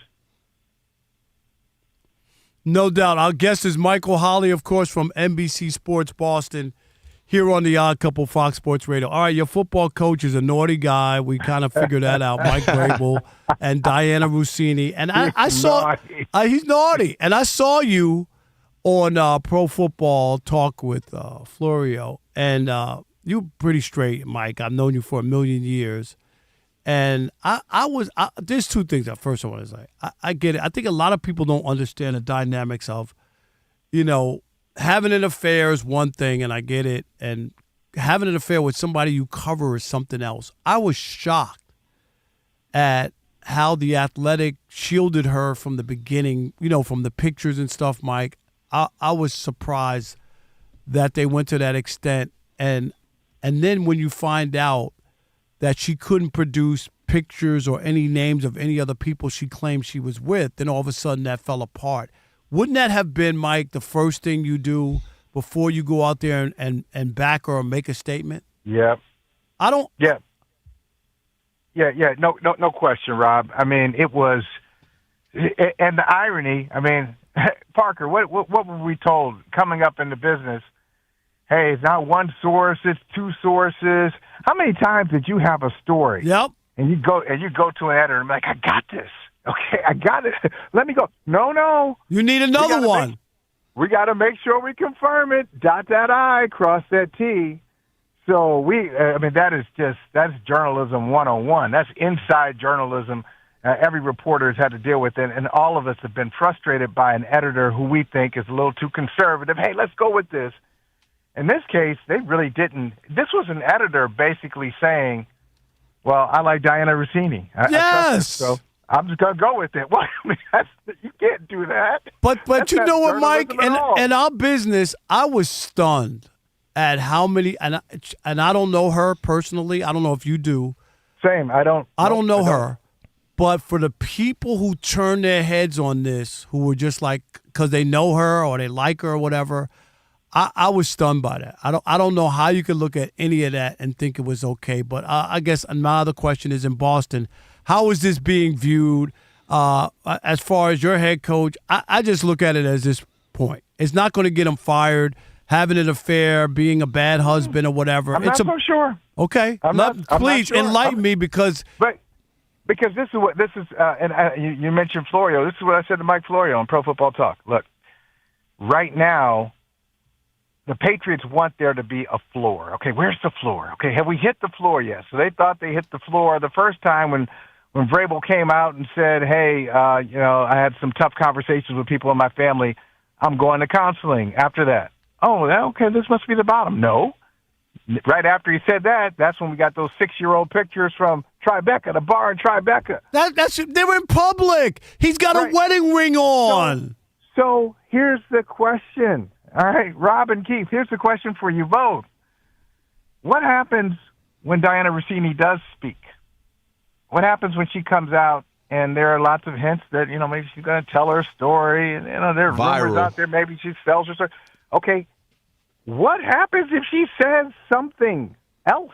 No, yeah. And she's going to say something. She's going to say something, and I'm guessing whatever she says is not going to be good for Mike Vrabel because you notice, they were on the same page on day one. Right. And these pictures this is laughable. I'm not going to talk about this anymore. Yeah, there are other people there. Hey, yeah, other people. Yeah, these photos lack context. Then her second statement, her resignation statement, still defiant. But then Vrabel moved away. He moved away, more conciliatory tone. So they're not on the same page anymore, clearly. And because of that, if I'm Mike Vrabel, I am nervous. Parker, I'm nervous. Right. And Mike, here's the other part too. You're right. If she comes out and says something, what if she says, well, he threw me under the bus. I'm going to tell him how he leaked all this stuff to me from the franchise, NFL memos. You know what I mean? Like I know. Right? She could paint a picture that he was the one, leaking all this stuff because they were pillow talking. I mean, so you're right. There could be a chance that this thing blows up in his face totally. It could get really ugly. And I'm just saying, okay, this is just me talking. If I owned an NFL team, let's say I own the Patriots, right, and it is a top 10 franchise with value. Robert Kraft bought the Patriots for about $175 million. Crazy, oh god, in 1994, and now it is well into the billions. Probably the franchise valuation $8-9 billion. Right. So I'll tell you what I would do. I would take some of my millions, not billions. I'd take some of my millions, and I'd be trying to make a deal with Diana Rossini. Hey, can we pay you off?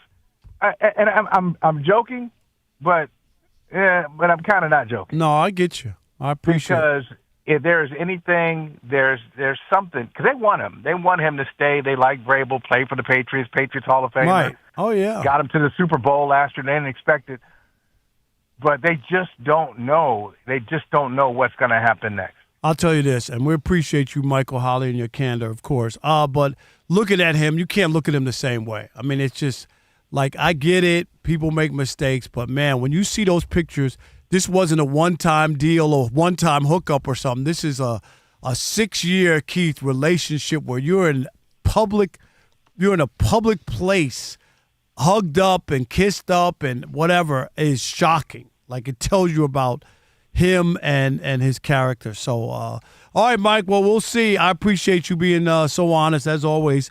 Appreciate you, my man. We'll see you soon. I appreciate you both. Anytime. Hey, Keith, doing a great job. Well, Kelvin better watch out. Don't take days off, Kelvin. I'm just coming off the bench. You need a good 6-man. You need a good reliever. I'm just happy to be pinch hitting. Hey, Michael Holley, we got Volpe on line 1. You know what I'm saying? I'm just saying. All right, Mike, thank you. You guys. Great talking to you. Always. Thanks, Mike. All right, last call time here on The Odd Couple. If you weren't able to get in, here's your chance. 877-99 on Fox. It is The Odd Couple. Rob Parker, Keith McPherson filling in for Kelvin Washington right here on Fox Sports Radio. Stick and stay. In case you forgot the number in the US of A. It's last call time on The Odd Couple. If you had a take and couldn't get in all show, here's your chance. Your call's important to us. Call us at 877-99 on Fox. Hurry up. Rob and Kelvin got to get out of here.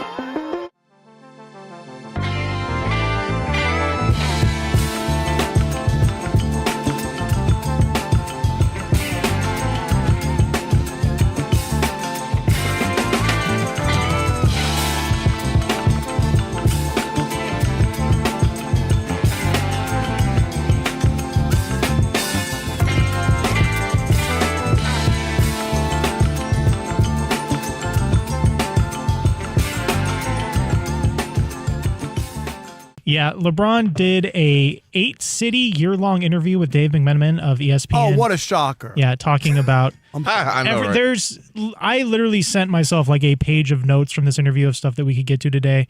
But the highlight is Dave asking him about the comparisons between him and Michael, and I'll read these to you here. Mm-hmm. Dave asks, in your most honest, laid-bare basketball opinion, what did Michael do better than you, and what do you do better than him? To which LeBron says, oh my God, don't get me started on that. Not asking who's greater, just the aspects of your games. LeBron says, there are a lot of things that MJ did better than I do, and I think there are some things that I do better than him. That's just how the game goes. There's a lot of things that I can say in particular. You already know how this conversation is going to be misinterpreted by people, man. It goes on and goes, I think I'm 101. I think the way I play the game, I'm a 101 player, and MJ as well, an unbelievable basketball player. Dave asks him, has it been a burden as an adult? The ambition, because now everybody brings it up. You can't escape the comparison, to which LeBron says, no, I think it's a very tiring conversation. It's barbershop talk. All right. Kelvin, is this on? It's on. What's today's date? What is today? April 27th? April 29th. Well, I'm behind the days. It's April 29th, Okay. and LeBron James has officially conceded in the GOAT conversation. Okay. He can no longer, if you can't take the heat, get out of the kitchen. If you can't cut the mustard, don't eat the Frank. That's where we are with LeBron James. Okay. Because now he's trying to poo-poo the whole idea of a GOAT conversation. Oh, that's barbershop. You can't really win, and we're both great, and whenever there's a conversation, people basically dump on me. It was in the barbershop that you do that ill-fated television show, The Shop, where you sat there and you told everybody in NBA America that after you came back from a 3-1 deficit against the Warriors that you knew you were the GOAT then. Now you're saying there's no real way or path or conversation to being the GOAT. You say that because you know deep down in your heart, no matter how long you play, no matter how many stats you compile, no matter how many of your kids play in the league, people will never look at you as being the greatest of all time. And not just writers and broadcasters. Your own peers and players who you've played with, players from the past who have watched, who all say, if I'm picking a guy who's the greatest, it's going to be Michael Jordan. Yes. You even have your fans in the barbershop who are touting your stats, telling you how great you were and that you were the GOAT, wearing Jordans while they're doing it. They're not wearing your hard sneakers that nobody can play ball in or walk around in. Finally, you came clean, LeBron James, and I'm thankful. You realize that despite you self-proclaiming yourself the GOAT, that it's not going to work out for you. Having your son in the league, playing with him, going to all these NBA finals, but being the finals failure of all time, losing more finals than any other regular season MVP in the history of the NBA, and all these numbers that you compiled up, they don't make you the GOAT. Longevity and compiling stats don't make you the GOAT. And he finally, Kelvin, he's come clean and realizes that he's not the GOAT, he can't become the GOAT, and he never was the GOAT. Where do you have him ranked? Second. All right. That's all I wanted to hear. I'm not some crazy. No. The only reason why I say that is because I think that's the context to where I feel a little differently than you. I think LeBron realized quite a bit ago he wasn't the GOAT, and I think when was he in the barbershop? Yep. And I'm gonna tell you why. I don't believe quite a bit of what he says because I think LeBron is fighting against LeBron. I think LeBron knows he wasn't going to be able to go. He might internally feel it, meaning like, hey, I just feel like they're the best. Like Kobe might have felt like he was the best. Like Jordan might feel like they're the best internally. But I think LeBron knew for the collective, he was not going to be that after he lost to the Mavericks because he had that thing where everyone could say, you let J.J. Barrera stop you. You let the Maverick team stop you. You didn't. You got the whole super team and you failed. And, of course, Jordan was 6-0. So I think he knew for a fact, which is why I've always believed he tried to blaze his own trail. Start to do things differently. All right, now I got the scoring title. I play with my son. I switch conferences. I got a title at the Cavs. I got a title with the Heat, couple, and I got a title with the Lakers. I've gone from conference to conference. I've gone from team to team. And so I think LeBron, to me, where he started to try to build a new case was in the other things.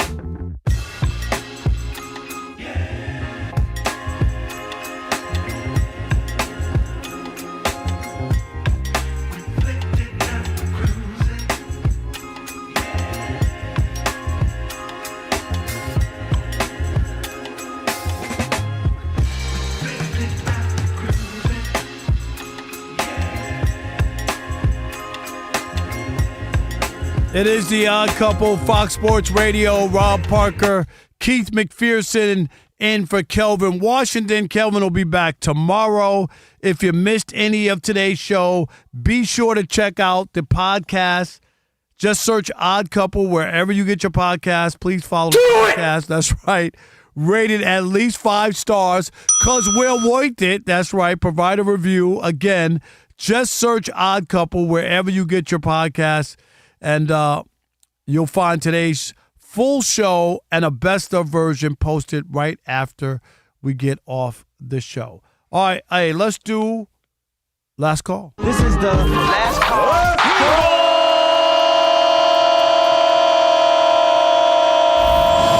It's last call. Last call time on The Odd Couple. Do not come. There you go. Last call time. And Jay in Harlem, you are the last caller here on The Odd Couple, Fox Sports Radio. What's up, Jay? What's going on, Rob? Appreciate you as always. Keith, you're doing a good job stepping in. Kelvin, we miss you. Appreciate that. I gotta hit the Celtics right now. Jaylen Brown. Is this mic on? You guys don't have. There's no ref conspiracy against Jaylen Brown and the Boston Celtics. They live and die by the three. Yes. They shot 29% in Game 6, 26% in Game 7, and then a measly 28% in Game 5. They live and die by the three. I'm not going to just solely base this on the players, Rob. I'm going to say the coaching as well because Missoula doesn't adjust. They were down by 1 point, Jay. They were down by 1 point with 3 minutes to go. And they went 0 for 9, Keith, on the three-pointers. Enough with the threes. Enough. I just don't think he has it. You know, I might be too early on this, Rob, but you've spoken about it before. You can't live and die by the three. And Rob, we trust. This is another situation, and Rob, we trust. No doubt. Thank you, Jay. Appreciate it. Crazy. Keith, Rob G, we got an NBA final tonight. More basketball's going on. That's right. Detroit, the official team of The Odd Couple. Except for me, because I'm not a homer. On an 18-8 run. They win Game 1, 111-101. The big story of this game, though, not just the Pistons winning.